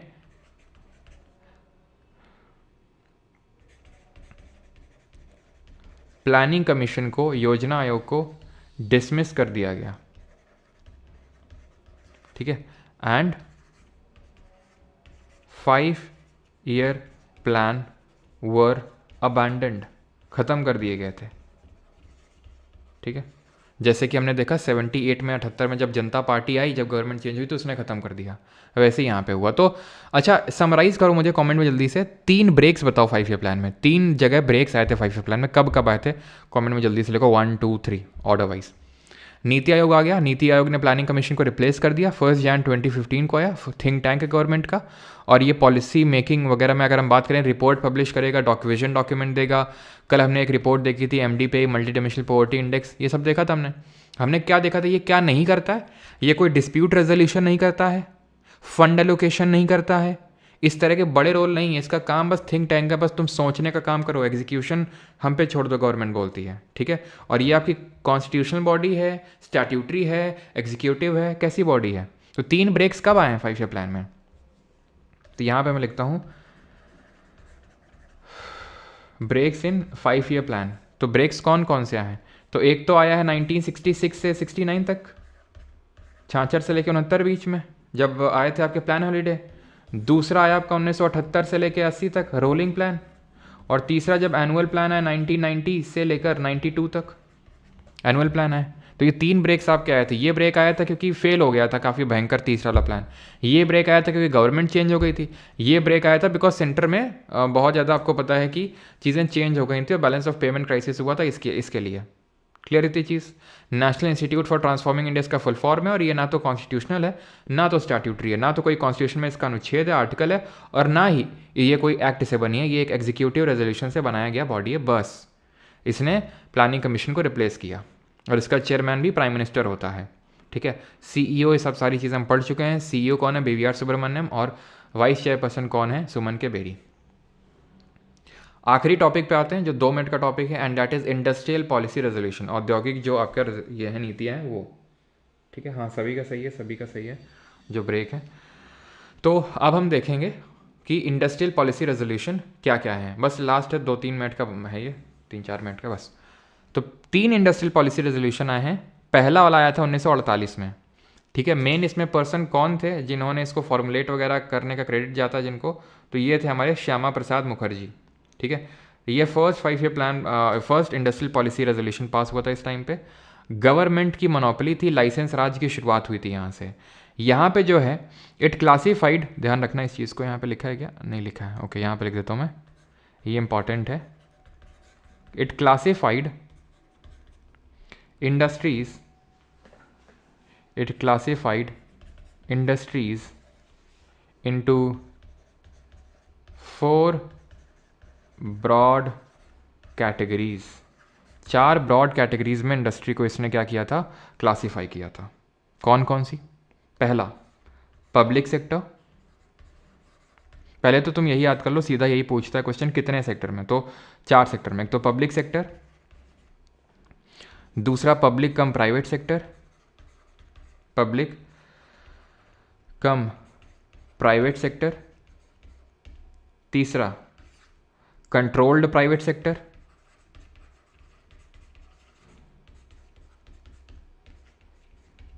चौथा private and cooperative sector, private and cooperative sector. तो ये 4 सेक्टर में जो है इंडस्ट्रीज़ को क्लासीफाई किया गया था, 4 ब्रॉड कैटेगरीज थी। पहला वाला जो था वो स्ट्रैटेजिक इंडस्ट्रीज़ थी, ये बेसिक और की इंडस्ट्रीज़ थी, ये इंपॉर्टेंट इंडस्ट्रीज़ थी, और अदर इंडस्ट्रीज़ आप बोल सकते हो। ये भी मैं लिख सकता हूँ, तो आपसे इस तरह से पूछ सकता है, strategic industry, strategic industries, basic and की इंडस्ट्रीज़,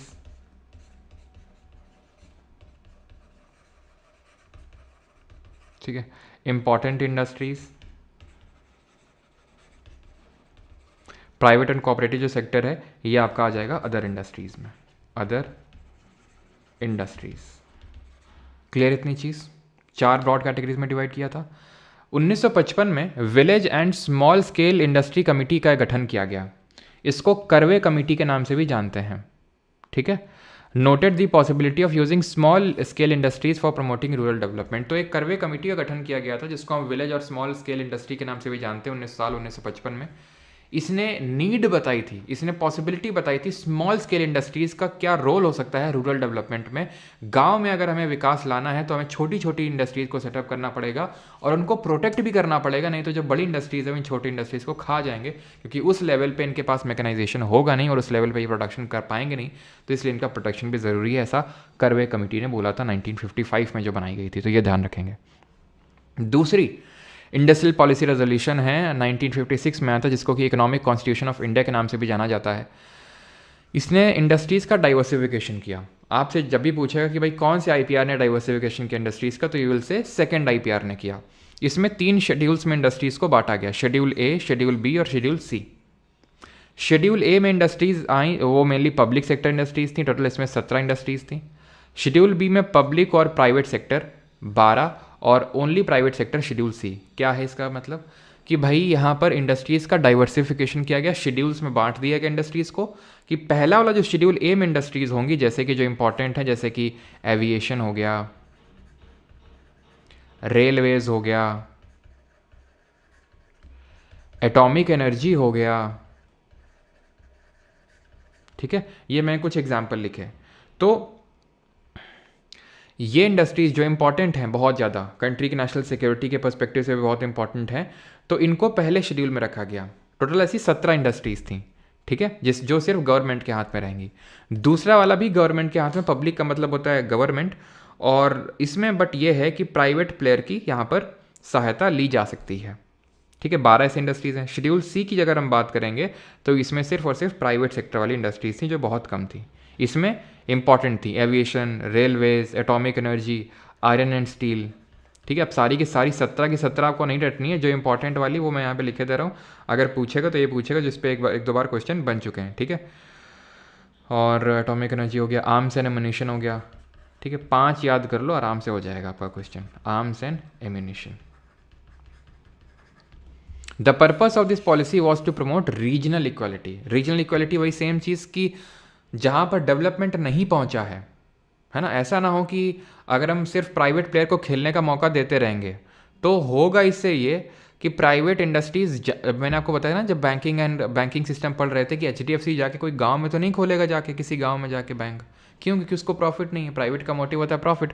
तो प्राइवेट प्लेयर्स जो हैं वो ज़्यादा आपका हर जगह हर इंडिया के नुक एंड कॉर्नर में नहीं जाने वाले हैं, तो फिर रीजनल इक्वालिटी कैसे आएगी? तो इसके लिए ही गवर्नमेंट ने जो है लाइसेंस राज ला के रखा था। ये लाइसेंस राज 1950 के टाइम पे शुरू हुआ था और पीक तक गया 1990 तक, let me tell you, peak तक गया 1990 तक, और यहाँ पे जाके लाइसेंस राज खत्म होता है 1991 में।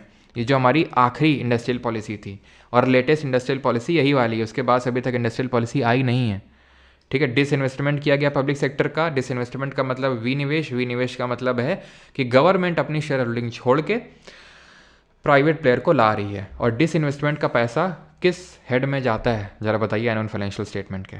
लाइसेंस राज क्या है कि अगर आपको ये कर दिया था गवर्नमेंट ने कि इंडस्ट्री स्टैब्लिश करनी है तो लाइसेंस लेना पड़ेगा। यहाँ तक कि अगर आपको अपनी इंडस्ट्री में प्रोडक्शन बढ़ाना है, नई गुड्स की कैटेगरी लानी है, तो भी उस चीज़ का भी लाइसेंस लेना पड़ेगा। और अगर आप किसी पिछड़े इलाके में इंडस्ट्री सेटअप करने वाले हैं तो आसानी से आपको लाइसेंस मिल जाएगा, लेकिन वैसे में क्यों, क्योंकि गवर्नमेंट चाहती थी कि क्या, सेम चीज़ की वो उसको रीजनल इक्वालिटी लेके आना है। तो बट ये लाइसेंस राज खत्म करना पड़ा। क्यों खत्म करना पड़ा? क्योंकि प्राइवेटाइजेशन लाना पड़ा 1991 में, क्योंकि हमें लाइसेंस राज के डाउन साइड समझ में आ चुके थे। डिसइन्वेस्टमेंट का पैसा कहाँ जाता है? कैपिटल रेसीट में जाता है। और क्या ये डेट क्रिएटिंग कैपिटल रेसीट है? Is it a debt creating capital receipt और नॉट? 1977 में आई, जिसका डिसेंट्रलाइजेशन पे फोकस था, ठीक है। और 1980 में ये शायद ही पूछे, बहुत कम चांसेस हैं। 1980 के टाइम पे MRTP एक्ट लाया गया था, विच stands for monopolistic and restrictive trade practices act. Monopolistic and restrictive trade practices act, ठीक है। 4th IPR के टाइम पे लाया गया था 1980 में। मेन तो पहली है, और दूसरी सबसे इंपॉर्टेंट दूसरी वाली, जहाँ पे इंडस्ट्रीज़ का डाइवर्सिफिकेशन किया गया था। कितने शेड्यूल्स में? 3। पहले वाले शेड्यूल में 17 इंडस्ट्रीज़, दूसरे में 12, और बच गई सारी वो सी में थी। खत्म हो गया लेक्चर। अब क्वेश्चंस करेंगे। And there is a good news for you all, and that is कि आपका जो आईफोन का जो ऐप एप्लीकेशन है उसको लाया जा चुका है, ठीक है। जिसकी लिंक आपको दिख रही होगी आपके कहाँ पे, पिंड कमेंट में। तो जो भी आईफोन यूज़र्स हैं वहाँ से जाके आईफोन का ऐप डाउनलोड कर सकते हैं। खर्चा हुआ है तो फ़ायदा उठाएं उसका, है कि नहीं। चलिए, और जिन लोगों को ऐप बैच में एनरोल करना है कर सकते हैं, 1 year validity and life time के साथ। इसी के अंदर आपको इंग्लिश का भी मिल जाएगा बैच, कंप्यूटर का भी मिल जाएगा, CGL और CHSL मेंस को जो कि केटर करता है। एंड कुछ आपका क्वेरी वगैरह डाउट होता है तो चैट सेक्शन में जा सकते हैं, या फिर व्हाट्सएप पे आप पूछ सकते हैं, ठीक है। मेरा नंबर नहीं है, क्वेरी नंबर है ये, ठीक है। चलिए भाई, थैंक यू सभी को, धन्यवाद। एंड धन्यवाद क्या, क्वेश्चन कौन करेगा भैया? धन्यवाद क्या, क्वेश्चन तो करो। क्वेश्चन कौन करेगा? फेमा फेरा हम पहले ही पढ़ चुके हैं। मैं तो नोकिया मोबाइल में देखता हूँ, ठीक है।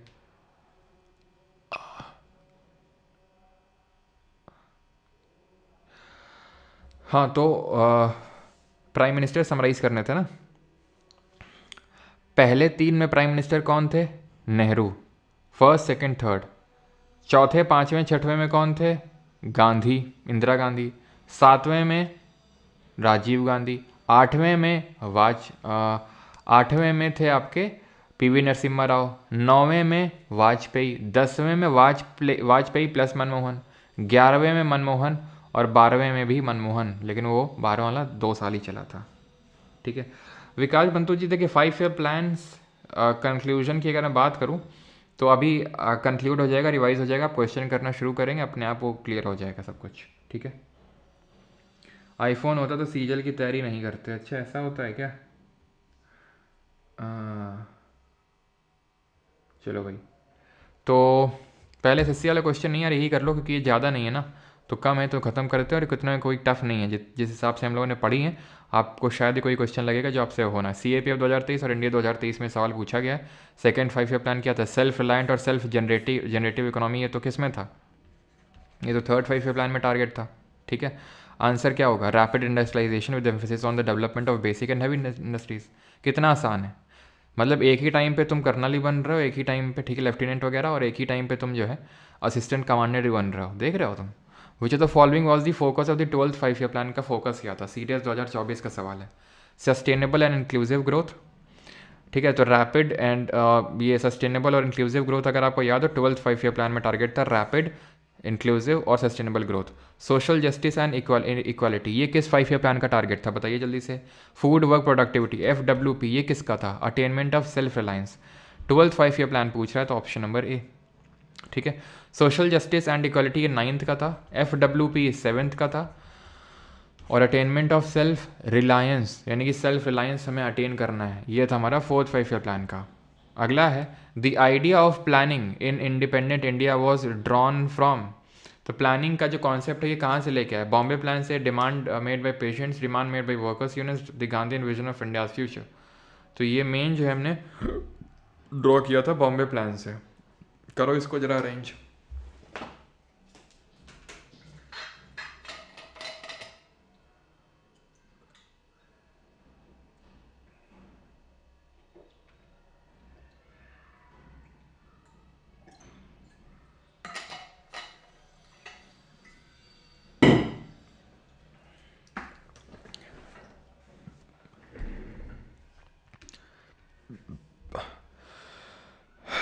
Establishment of national planning committee 1938, establishment of planning commission March 1950, ठीक है। Approval of first five year plan तो बाद में मिला होगा ना 1951 में, तो ये बात होता है कि भाई 4 पहले आएगा, देन 1, देन 3, ठीक है। और formation of national development council, तो ये भी प्लानिंग कमीशन के आसपास होगी, या तो यहाँ होगा या तो यहाँ होगा, सिंपल सी बात यही है, ठीक है। और ऐसा कहाँ दिख रहा है आपको, यहाँ दिख रहा है, ख़त्म। 4, 1, 2, 3।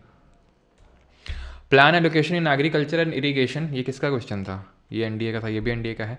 Plan allocation in agriculture and irrigation as percentage of total plan outlay was highest in.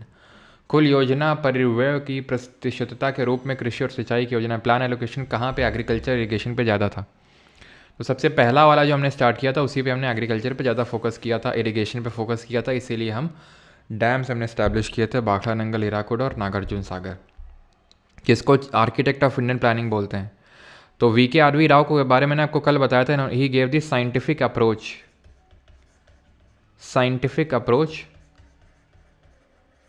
To national income.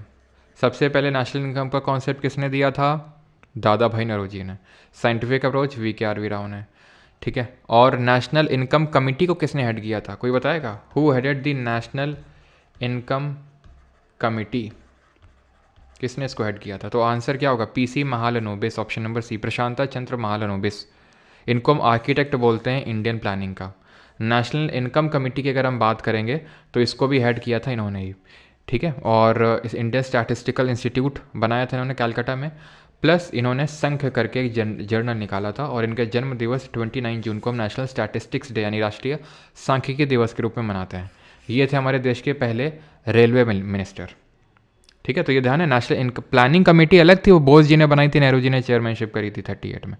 ये नेशनल इनकम कमेटी जो 1949 में बनती है वो PC महालनोबिस हेड करते हैं, आर्किटेक्ट ऑफ इंडियन प्लानिंग है, ठीक है। और VK RV राव ने साइंटिफिक अप्रोच दिया था नेशनल इनकम का, जो सबसे पहले कॉन्सेप्ट रखा था दादा भाई नौरोजी ने। विच of the following statement regarding the objectives of the second 5 year plan is not correct? Again NDA 2024, कौन सा सही नहीं है सेकंड 5 ईयर प्लान के रिगार्डिंग बताओ जल्दी से। iOS पे सही से नहीं चल रहा है सर, क्रैश हो रहा है ऐप। तो जो मैंने नंबर दिया था, क्वेरी नंबर, उस पर आप मैसेज करें।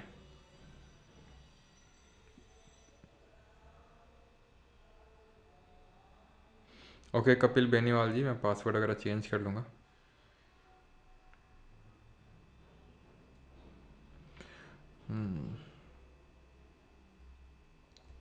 चलो भाई, तो development of the basic and heavy industry sector, बिल्कुल। Increase in the national income, बिल्कुल। Expansion of consumer good sector, expansion of employment opportunities, ये कंज्यूमर गुड सेक्टर का ये ऐसा कोई टारगेट नहीं था, गोल नहीं था, ठीक है। इंडस्ट्रियल सेक्टर को प्रमोट करेंगे, क्यों करेंगे? सो दैट कि नेशनल इनकम बढ़े और लोगों को रोजगार मिले, और रोजगार मिलेगा तो नेशनल इनकम भी बढ़ेगी, साफ सीधी बात है। ND 2024, which of the following is और are the objectives of setting up the planning commission in the 1950s in India? तो 1950 में जो नेशनल प्लानिंग सेटअप करेगा, प्लानिंग कमीशन सेटअप किया गया, तो उसके क्या ऑब्जेक्टिव्स थे? To increase the production and offering opportunities for all for employment, to make assessment of all resources of the country, बिल्कुल सही, ऑप्शन नंबर सी यहाँ पे सही आंसर होगा, both 1 and 2। Which among the following statements with regard to 5 year plan in India is और are correct? कौन सा सही है? अगर NDA 2024 ND में भर भर के सवाल पूछे हैं इस पर। The first and 9th 5 year plans accorded high priority to the agriculture, agriculture को ज़्यादा प्रायोरिटी दी थी पहले और 9वें ने। Third 5 year plan was based on Harrod Domar model, तो तीसरा वाला हैरड-डोमर मॉडल पे बेस्ड था क्या? ये यार गलत होगा, बिकॉज पहला वाला बेस्ड था ना, दूसरा वाला किस पे बेस्ड था? तो ये दूसरा वाला तो होगा नहीं। तीसरा 7th plan was focused on FWP, ये तो पढ़ा ही हमने राजीव गांधी के टाइम पे, नहीं 3 तो होके रहेगा, यानी ये भी नहीं होगा पहला ऑप्शन भी। अब 1 होगा कि 4 होगा? तो 9th 5 year plan emphasised on massive investment in public sector, ऐसा तो नहीं था भैया, क्योंकि अगर तुम्हें ध्यान हो तो 8 5 ईयर प्लान जो थे शुरू के वो पब्लिक सेक्टर पे बेस्ड थे, लेकिन 8 के बाद हमारा मेजर जो फोकस है वो पब्लिक सेक्टर से शिफ्ट हो चुका था, तो चौथा तो होने से रहा ऑप्शन नंबर 4 B 1 and 3 खत्म, पहला वाला अपने आप सही हो गया। देख रहे हो तुम UPSC क्वेश्चन भी सॉल्व कर रहे हो। Before the Inception of the first 5 year plan which among the following plans were initiated in India? तो फर्स्ट 5 ईयर प्लान के पहले, ठीक है, कौन से हमारे ये प्लान्स को इनिशिएट किया गया था? Bombay plan, people's plan, Sarvodaya plan, Gandhian plan. तो ये चारों ही आए थे, चारों ही आए थे। बॉम्बे प्लान और गांधीयन प्लान 1944 में, पीपल्स प्लान 1945 में, और सर्वोदय प्लान जो जयप्रकाश नारायण लाए थे 1950 में। तो ऑर्डर में भी पूछ लेता तो भी बता देते हम। अब आ जाओ एसएससी के क्वेश्चंस के लिए। तो एसएससी क्वेश्चन है यहाँ से start. In which 5 year plan were removal of poverty यानी गरीबी हटाओ and self reliance were declared as major plan objectives? तो ये था आपका 5th 5 ईयर प्लान में, attainment of self reliance and removal of poverty. Self reliant and self generative economy ये था आपका 3rd में, सेल्फ रिलायंट और सेल्फ जनरेटिव इकोनॉमी। 4th में था ग्रोथ विद स्टेबिलिटी। 5th में था पॉवर्टी हटाना और self reliance, attainment of self Reliance. ठीक है, रिलायंस मुकेश अंबानी रिलायंस ऐसे याद कर लो। 5वें में था। ठीक है, 5th में ऑप्शन नंबर सी। और अगर सेल्फ रिलायंट और सेल्फ जनरेटिव, रिलायंस नहीं रिलायंट और सेल्फ जनरेटिव इकोनॉमी, तो वो 3rd में था। During the second 5 year plan कितने इंटीग्रेटेड स्टील प्लांट को सेटअप किया गया था विद फॉरेन कोलैबोरेशन? दूसरे देशों के साथ मिलकर हमने कितने स्टील प्लांट बनाए थे? तो हमने टोटल 3 बनाए थे। ठीक है, 3। और वो 3 कौन से थे? कौन से थे? तो एक तो भिलाई, दुर्गापुर और राउरकेला। कहाँ पे और किसकी हेल्प से? तो भिलाई की बात करेंगे तो पिलाई करी थी यूएसए की किसके साथ मिलके? यूएसएसआर के साथ मिलके। कहाँ पे है? छत्तीसगढ़ में। दुर्गापुर, दुर्गा जी की पूजा करी थी ब्रिटेन के साथ। कहाँ पे? वेस्ट बंगाल में है ये। राउरकेला, केला खाया था जर्मनी के साथ। और कहाँ पे राउरकेला? ये आपका उड़ीसा में है। तो 3 सेटअप हुए थे। Before the launch of which 5 year plan did India introduce structural adjustment policy? किस 5 ईयर प्लान के इंट्रोडक्शन से पहले इंडिया ने स्ट्रक्चरल एडजस्टमेंट पॉलिसी लेके आए थे? बताओ जल्दी से, ऑप्शंस आपके सामने हैं। स्ट्रक्चरल एडजस्टमेंट पॉलिसी का मतलब समझे दया? क्या समझे दया? स्ट्रक्चरल एडजस्टमेंट पॉलिसी कुछ और नहीं बल्कि आपके जो 5 ईयर प्लान है, जो आपके एलपीजी रिफॉर्म्स हैं उसकी बात हो रही है। ठीक है, एलपीजी रिफॉर्म्स की बात हो रही है। क्लियर है? तो किस 5 ईयर प्लान के पहले लाए गए थे? तो आंसर क्या होगा? 9th 5 year plan. ठीक है, ऑप्शन नंबर डी सही आंसर होगा। एक सेकेंड इंट्रोड्यूस। ठीक है, एलपीजी रिफॉर्म्स लाए गए थे आपके 1991 के टाइम पे, और 92 में आपका 8th 5 ईयर प्लान लॉन्च हुआ था, इसलिए 13th का बी आंसर होगा 8th, क्योंकि 8th का जो टाइम पीरियड था वो 92 से लेके 97 तक था। ठीक है, तो आंसर होगा यहाँ पर 8th 5 year plan, option number B, जो कि इंडिकेटिव प्लानिंग पे बेस्ड था आपका। ठीक है, बिल्कुल ही रिकॉर्डेड मिलेगा एप्लीकेशन पे। Which of the following is not considered as the reason for the failure of the 3rd 5 year plan in achievement of its target? तो किसको फेलियर नहीं माना जाता है? Chinese aggression, India Pakistan war, change of government, या फिर severe डॉट? तो चाइनीज एग्रेशन बिल्कुल होगा 1962 1962, Indo Pakistan war 1965, change of government नहीं हुआ था। ठीक है, सेवियर ड्रॉट हुआ था। ये तीनों कारण थे। इसी वजह से टारगेट जो हमने रखा था 5.6% का, अचीव कितना कर पाए थे? मात्र 2.8%। देन फिर से 4th वाले में भी यही टारगेट रखे थे 5.6% और अचीव कर पाए थे मात्र 3.3%। Duration of the 12th 5 year plan was from? तो 12वीं पंचवर्षीय योजना की अवधि क्या से क्या थी? 87 से 92, बिल्कुल गलत। 87 से 92 तो कोई 5 ईयर प्लान नहीं था। 85 से 90 तक था हमारा 7th 5 ईयर प्लान। 7 से 12 ये 11th 5 ईयर प्लान था। ठीक है, ना कि 12th वाला। 12th वाला का ये था। ठीक है, अगला है। और 12th का गोल क्या था? Rapid inclusive and sustainable growth.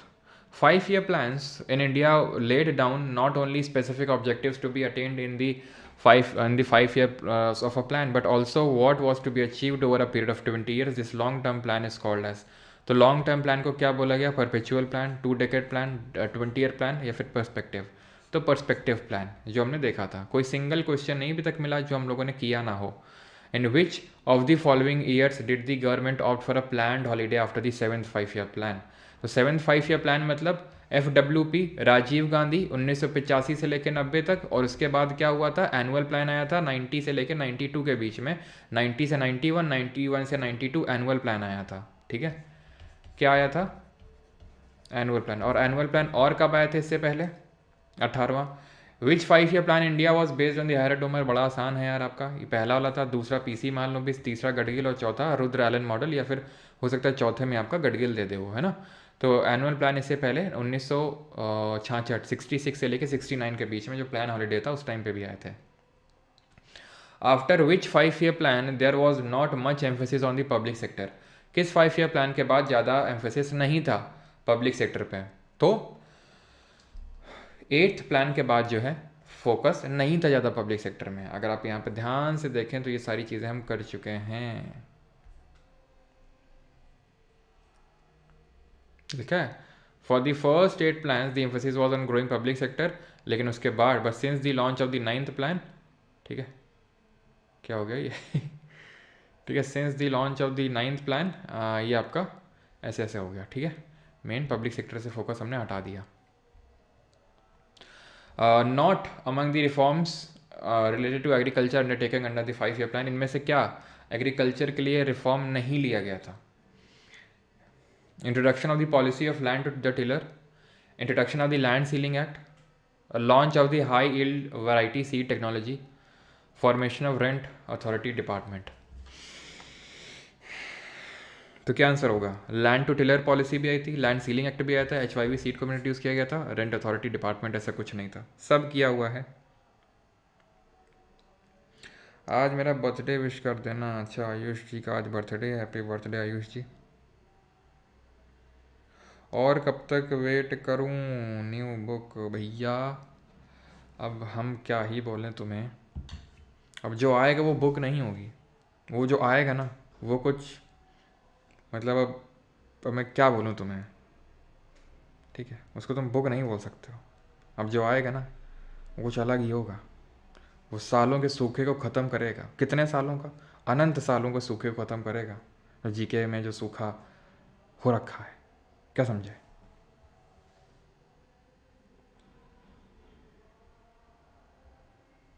ठीक है। तो the global financial crisis overlapped with which 5 year plan in India? तो ग्लोबल फाइनेंशियल जो क्राइसिस है वो किसके साथ ओवरलैप करी थी, किस 5 ईयर प्लान के साथ? ग्लोबल फाइनेंशियल क्राइसिस कब आई थी? 2012 के टाइम पे आई थी। कौन सा था? 2012 सॉरी हाँ 2007 से 12, तो 11th 5 ईयर प्लान होगा आपका, ठीक है। ऑप्शन नंबर डी 2007 के टाइम पे आई थी ना, कि 2012 के टाइम पे, 2007 के टाइम पे आई थी ग्लोबल फाइनेंशियल क्राइसिस, ठीक। अगला 22 करो।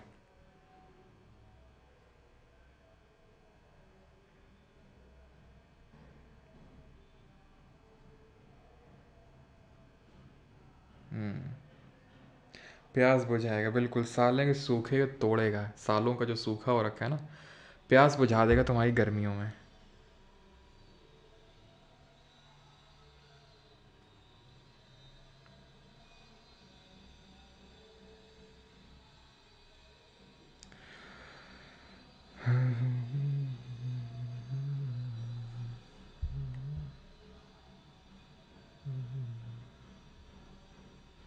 चलिए, which of this is not one of the reasons why the public sector played a dominant role in establishing the industrial sector in India post independence? Poor saving capacity, लोग save नहीं करते, तो save नहीं करेंगे तो capital नहीं रहेगा, capital मतलब पैसा, पूंजी नहीं रहेगी, बैंक में लोग डिपॉजिट नहीं करेंगे, इन्वेस्ट नहीं करेंगे, सेव नहीं करेंगे तो इन्वेस्ट नहीं करेंगे, इन्वेस्ट नहीं करेंगे तो प्राइवेट सेक्टर के लिए पैसा कहाँ से मिलेगा? टू अवॉइड जनरेशन ऑफ ये कुछ नहीं था, लार्ज इनफ मार्केट नहीं थी और कैपिटल नहीं था, पूंजी नहीं थी, ठीक है। The era of 5 year plan began in India with establishment of, तो किसके इस्टेब्लिशमेंट से 5 ईयर प्लान शुरू हुआ आपको पता है? योजना आयोग से 24। बताइए पीसी मान लो भी इसके बारे में कौन सा, हाँ, क्यों इतनी चर्चा होती है?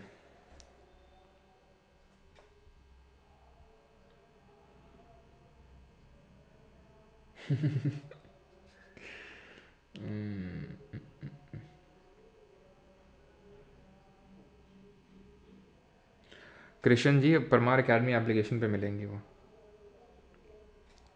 अरे समराइज तो कर दिया प्राइम मिनिस्टर, क्या सो के उठते हो क्या तुम लोग, कि बीच में कहीं चले जाते हो फिर याद आता है चलो चलो क्लास चल रही थी, देखें चल रही कि नहीं चल रही, फिर बीच में कुछ ही बोल दिया। PC Mahalanobis name talked about in the context of 5 year plans, तो he was the chairman of planning commission, नहीं वो तो प्राइम मिनिस्टर होता था, and he was never the prime minister of our country. He establish institute of economic growth, नहीं establish the Indian statistical institute at Calcutta. He conceptualize the second 5 year plan, yes. पहला वाला किसने conceptualize किया था? हैरड Domar ने।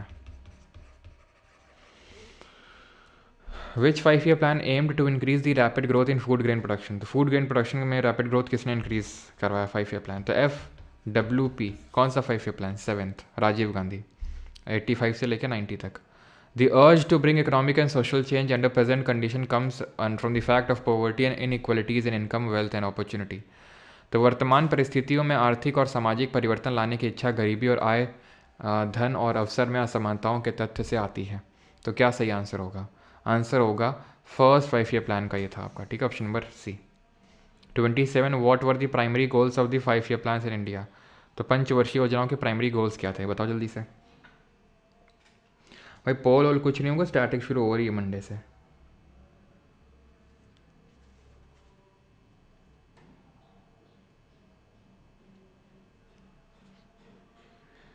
हाँ नहीं, बड़ा नहीं होगा, बहुत बड़ा होगा.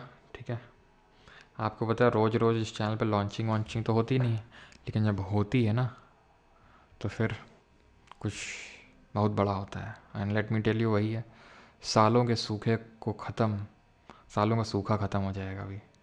ठीक है, तो what were the primary goals of the 5 year plans in India? तो भारत में पंचवर्षीय योजनाओं के प्राथमिक लक्ष्य क्या थे? तो प्राथमिक लक्ष्य क्या थे पंचवर्षीय योजनाओं के?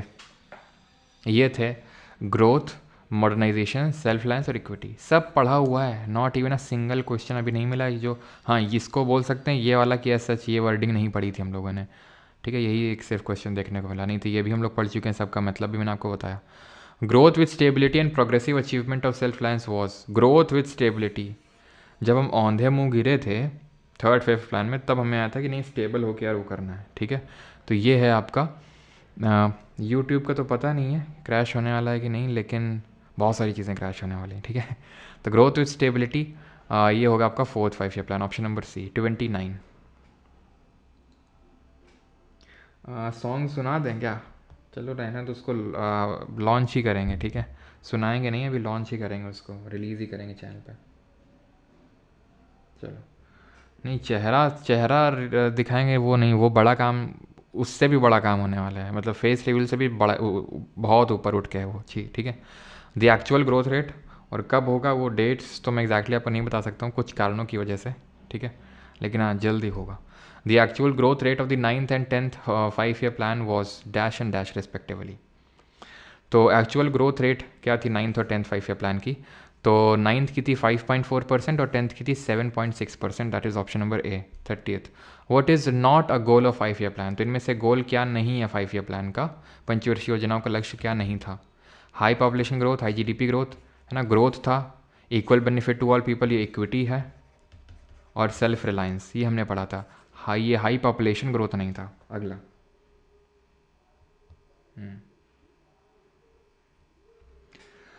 C is equal to A plus C में C एक्सप्लेन करिए. C है टोटल कंजम्पशन, ये है कंजम्पशन एक्सपेंडिचर जो कि आपका इंडिपेंडेंट है इनकम का. ठीक है, और ये वो है जो इनकम डिपेंडेंट है. सर कलिंजर के फोर्ट से लॉन्च करना. अच्छा सर अपने 6 पैक दिखाएंगे. अच्छा अभी क्या कर रहे हो? शादी होती ये मतलब तुम्हारे बेनिफिट से एसोसिएटेड है, फेस रिवील शादी ये सब नहीं. ठीक है, कुछ लॉन्च होने वाला है जो मतलब काफ़ी इंपॉर्टेंट होगा आपके लिए. Plan of economic development for India is also known as. तो क्या है ये प्लान? ये है आपका बॉम्बे प्लान, है ना, 1944. The dash 5 year plan of India could not take off in 1990 due to the fast changing political situation at centre. तो क्या लॉन्च नहीं हो पाया था फास्ट पॉलिटिकल सिचुएशन के चेंज होने के चलते? कौन सा 5 ईयर प्लान? तो dash 5 year plan could not take off, तो 8th 5 year plan could not take off because फिर वो 1992 में स्टार्ट होता है. With respect to economic planning in India the Bombay plan was published in how many parts? तो Bombay plan को कितने parts में पब्लिश किया गया था? तो it was published in 2 parts. Option number B answer होगा इसका. ठीक है, 1944 और 1945. 44 और 1945. चलो, what was the largest growth rate, what was the target growth rate of the first 5 year plan का टारगेट ग्रोथ रेट कितना था? तो 2.1% था, अचीव हमने 3.6% किया था. रैपिड इंडस्ट्रियलाइजेशन, अब 40 तक क्वेश्चन करेंगे. ठीक है, 40 तक. तो रैपिड इंडस्ट्रियलाइजेशन किस 5 ईयर प्लान का टारगेट था? फर्स्ट का तो एग्रीकल्चर था, सेकंड का था रैपिड इंडस्ट्रियलाइजेशन, तेज़ी से औद्योगिकरण। कौन सही आप कर लेंगे? ठीक है, what is the time period of rolling plan? Rolling plan का टाइम पीरियड क्या था, बताओ जल्दी से। हाँ सर, रोक नो क्रिटेशन नहीं करते अभी। हाँ यार, नेक क्रिटेशन भूल जाते हैं, बहुत दर्द करती है neck. What is the time period of the first during the 5 है क्या? ठीक है, रोलिंग प्लान तो 66 से लेके 69 तक था, तो आपका वो था प्लान हॉलीडेज, और 78 से 80 तक था जब जनता पार्टी आई थी, तो rolling plan. Various industries came together in 1940, वो ये कर लेंगे यार। द प्लान, ये है 9th 5 year plan. The plan focused on growth, social justice and equality. The time period of the 9th 5 year plan was 97 से 2002। 92 से 97 तक था 8। बिल्कुल, ये तो सही होगा और ये भी सही होगा। ठीक है, दोनों ही सही है, बोथ 1 and 2। आखिरी क्वेश्चन है, 6th 5 ईयर प्लान का टाइम पीरियड क्या था, छठे का। तो अगर आपको याद हो, 5वां वाला ये था, ठीक है। देन छठवां वाला तो 2 साल तक आया नहीं था, 80 तक। देन 80 से लेके 85 तक आया था वो, ठीक है। चलिए, बाकी यार आप खुद से करेंगे, सारे कर लेंगे। ऐसा कोई क्वेश्चन अभी तक हमें मिला नहीं जो हम लोग का कुछ ऐसा नया हो, ठीक है। तो ये सारे आप करेंगे। इंडस्ट्रियल पॉलिसी पे हम कुछ क्वेश्चंस कर लेते हैं, ठीक है। 5 ईयर प्लान वाले आप करेंगे। जितने भी हमारे टोटल 40 किए हम लोगों ने, 40 आपके लिए। देख रहे हो क्वेश्चन इस बार कितने इंक्रीज़ कर दिए गए हैं। CGL 2025 में फैट मैन और लिटिल बॉय गिरा दीजिए। अच्छा अच्छा अच्छा अच्छा अच्छा।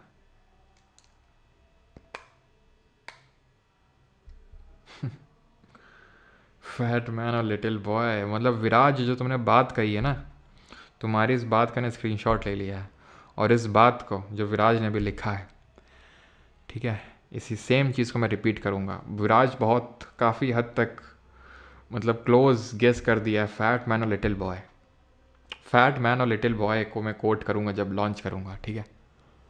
बहुत हद तक विराज ने उस चीज़ को पकड़ तो नहीं लिया, लेकिन वही होता ना, कभी कभी चीज़ें कनेक्ट हो जाती हैं, तो वही है, बस कनेक्ट हो गई चीज़ें। In which industrial policy was the investment limit for tiny industry unit increase to ₹2 lakh. तो कौन सी आपकी इंडस्ट्रियल पॉलिसी थी जिसमें कि ये लिमिट जो है इसको 2 लाख तक बढ़ा दिया गया था, बताइए जल्दी से। तो ये थी 1980 की इंडस्ट्रियल पॉलिसी, ठीक है, इसको ध्यान रखेंगे। How many industries were listed in schedule A of the industrial policy 1956 IPR में? तो ये शेड्यूल तीन थी हमारी इंडस्ट्रीज़, पहले ए में 17, बी में 12 और सी में बच गई रिमेनिंग। ये थी पब्लिक के हाथ में, ठीक है, पब्लिक सेक्टर। ये आपकी पब्लिक प्लस प्राइवेट, और वो बच गई सब प्राइवेट, ठीक है। चलो, तो पाकिस्तान पे लॉन्च करना है सर, आप कोई मकसद पूरा कर रहे हैं तो नहीं? बेटा, मकसद पूरा ही करने आया हूँ मैं। तुम लोगों को क्या लग रहा था पढ़ाने आया हूँ मैं मकसद पूरा करने आया हुआ, और मेरा मकसद उस दिन पूरा होगा जिस दिन वो लॉन्च होगा। सही बता रहा हूँ, वो मेरा मकसद था, ठीक है, वो मेरा मकसद था अल्टीमेट, और वो मेरा मकसद उस दिन पूरा हो जाएगा। बड़ी गहराई में जाके सोचा है।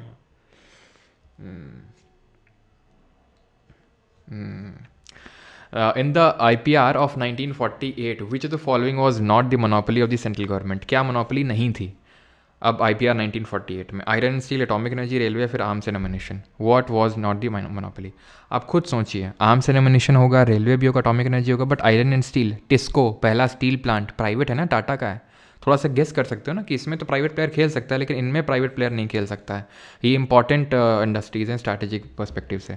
DPIIT का फुल फॉर्म क्या है, ये मैंने आपको पढ़ाया था जब हम लोग देख रहे थे WPI के बारे में, होलसेल प्राइस इंडेक्स। तो हमने देखा था इसको office of economic adviser calculate करता है, जो DPIIT के अंदर आता है, which in turn comes under the ministry of commerce and industry. तो department of promotion of industry and internal trade, ठीक है।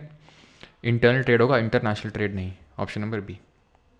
Under the IPR 1956 industries in India have been classified into how many categories? तो बार बार वही repeated है, 3 schedules में बांटा गया था, schedule A, B, C। Diversification हुआ था इंडस्ट्रीज़ का। Which industrial policy mark the beginning of liberalization in the Indian industry, reducing the restrictions on private companies? Liberalization कहाँ से आया था? तो लिबरलाइजेशन आया था 1991 से, है ना, जो हमारी सबसे आखिरी इंडस्ट्रियल पॉलिसी थी। और ज़रा ये बताइए, कौन सी IPR थी जो सेकेंड 5 ईयर प्लान से काइंड ऑफ ओवरलैप करी थी? विच of the following documents provides a framework rules and regulation for setting of public and private industries in India. तो ये कौन सा क्या है वो, तो इस डॉक्यूमेंट को क्या बोलते हैं, तो इसको बोलते हैं industrial policy, option number D.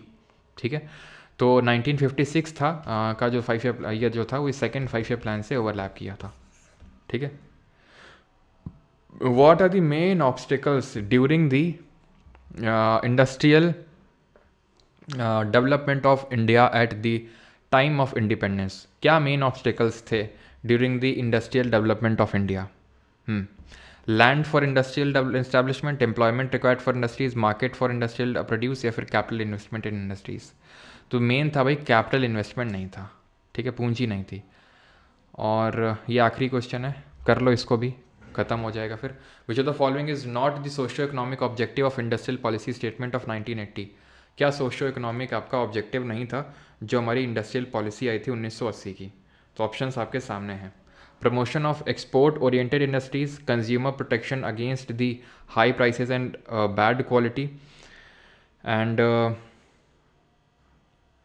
ठीक है, higher employment generation allowing the maximum foreign direct investment. तो फॉरेन डायरेक्ट इन्वेस्टमेंट की तो हम चर्चा ही नहीं कर रहे थे अभी तक। ठीक है, not the main, not the social. ठीक है, ऑप्शन नंबर डी। तो यहाँ पर हमारा लेक्चर होता है ख़त्म आज का, एंड मंडे से हम एक नया अध्याय शुरू करने वाले हैं। हमारा मतलब एक बड़ा आखिरी अध्याय वही है, उसके बाद तो फिज़िक्स बचा है ना, वो छोटा सा है।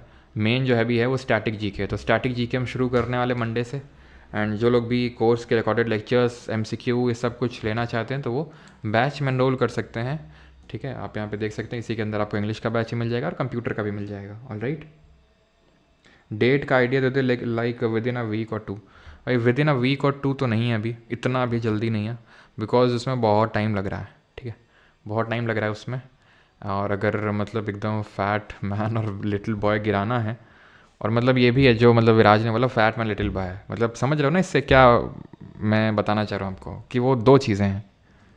ठीक है, एक बड़ी है फैट मैन है, और एक थोड़ा सा छोटा है लिटिल बॉय है। वो एक बड़ा है फैट मैन और एक लिटिल बॉय है उसमें से, तभी मैंने बोला कि बहुत सही तक पहुँच चुके हो।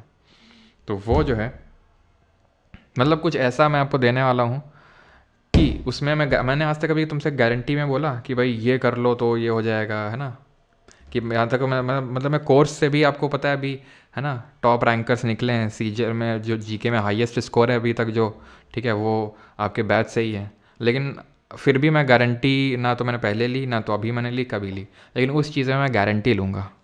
ठीक है, वो मैं गारंटी लूँगा, आप समझ सकते हो। ठीक है, कि वो फिर किस लेवल का होगा वो। हाँ, कब दोगे? जब हम चले जाएंगे तब। नहीं नहीं नहीं नहीं नहीं, जब तुम चले जाओगे तब नहीं भाई, सीजीएल से पहले ही देंगे। तुम चिंता क्या करो, सीजीएल 2025 से पहले ही मिलेगा तुमको। हाँ, टूर्नामेंट ख़त्म हो गए वेद प्रकाश। क्रिकेट में सीआईएसएफ की टीम ले गई ट्रॉफीज़। ठीक है, क्रिकेट में सीआईएसएफ, हमारे यहाँ पे यूनिट लगी ना, हमारे यहाँ पे एक थर्मल पावर प्लांट है पास में ही गाँव के, तो वहाँ पे सीआईएसएफ लगी हुई, तो उसको उनको बुलाया था क्रिकेट में, तो वो ले गए क्रिकेट वाली। अब क्योंकि मैं था नहीं तो फ़ोटो वगैरह है नहीं मेरे पास, इसलिए मैंने शेयर नहीं करी। टेस्ट सीरीज़ चालू करेंगे? अरे नहीं यार, अब तुमने बोला तो वो भी कर देंगे, लेकिन वो चीज़ थोड़ी ना है टेस्ट सीरीज़। नहीं नहीं, सीजल से पहले ही हो गया यार, चिंता क्या कर रहे हो।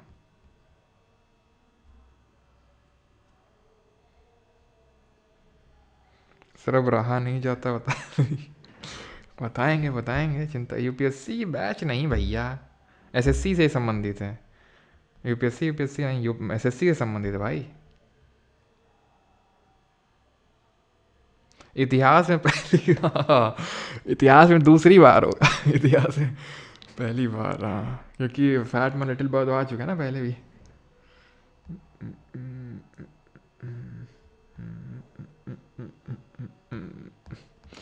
चलो भाई, thank you thank you thank you सभी को, एंड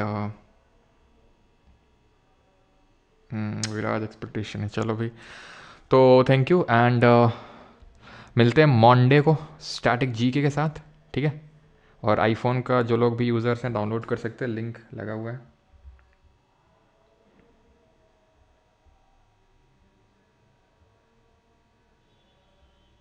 सर क्या चीज़? एक सेकेंड एक सेकेंड एक सेकेंड एक सेकेंड, किससे कुछ डाउट है क्या?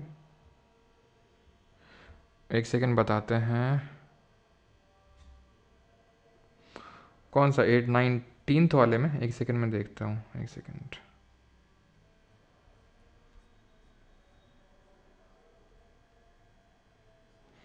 नाइनटीन्थ वाले में एक बार मैं चेक कर लेता हूँ। आई थिंक वही 8 और 9 का कन्फ्यूजन है ना।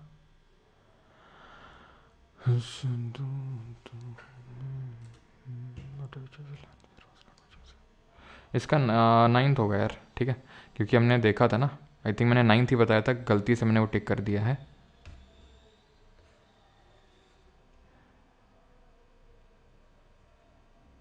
ठीक है, 9th प्लान होगा इसका। क्लियर? 9th ही होगा, बिकॉज 8 तक पब्लिक सेक्टर पे फोकस था ना, उसके बाद उस पर हो गया था। 40 तक करवा दिया, 41 से आपको करना है यहाँ से। The growth target for the 4th 5 year plan was set with respect to, तो जो ग्रोथ टारगेट था 4th 5 ईयर प्लान का, वो किस पे सेट था? NDP एंड GDP, GNP या फिर नेशनल इनकम। तो ये थोड़ा सा ध्यान रखना है, NDP पे बेस्ड था, ठीक है, नेशनल डोमेस्टिक प्रोडक्ट पे। तो ये भी इंपॉर्टेंट, अच्छा क्वेश्चन है ये। बाकी तो आप कर लेंगे गडगिल फॉर्मूला वगैरह सब, ठीक। चलिए भाई, थैंक यू सभी को, करिएगा। नहीं होगा तो हम एक क्लास रख लेंगे, और उसमें जो भी मैंने आपको होमवर्क में क्वेश्चन दिए थे बैच के अंदर क्लास रख लेंगे, तो जो भी आपको डाउट होंगे तो आप पूछ लेंगे ना। क्या सर बिना एग्ज़ाम दिए सिलेक्शन दिलवा दो क्या? काश आनंद में कर पाता ऐसा। 1 मई को करेंगे सर। अच्छा,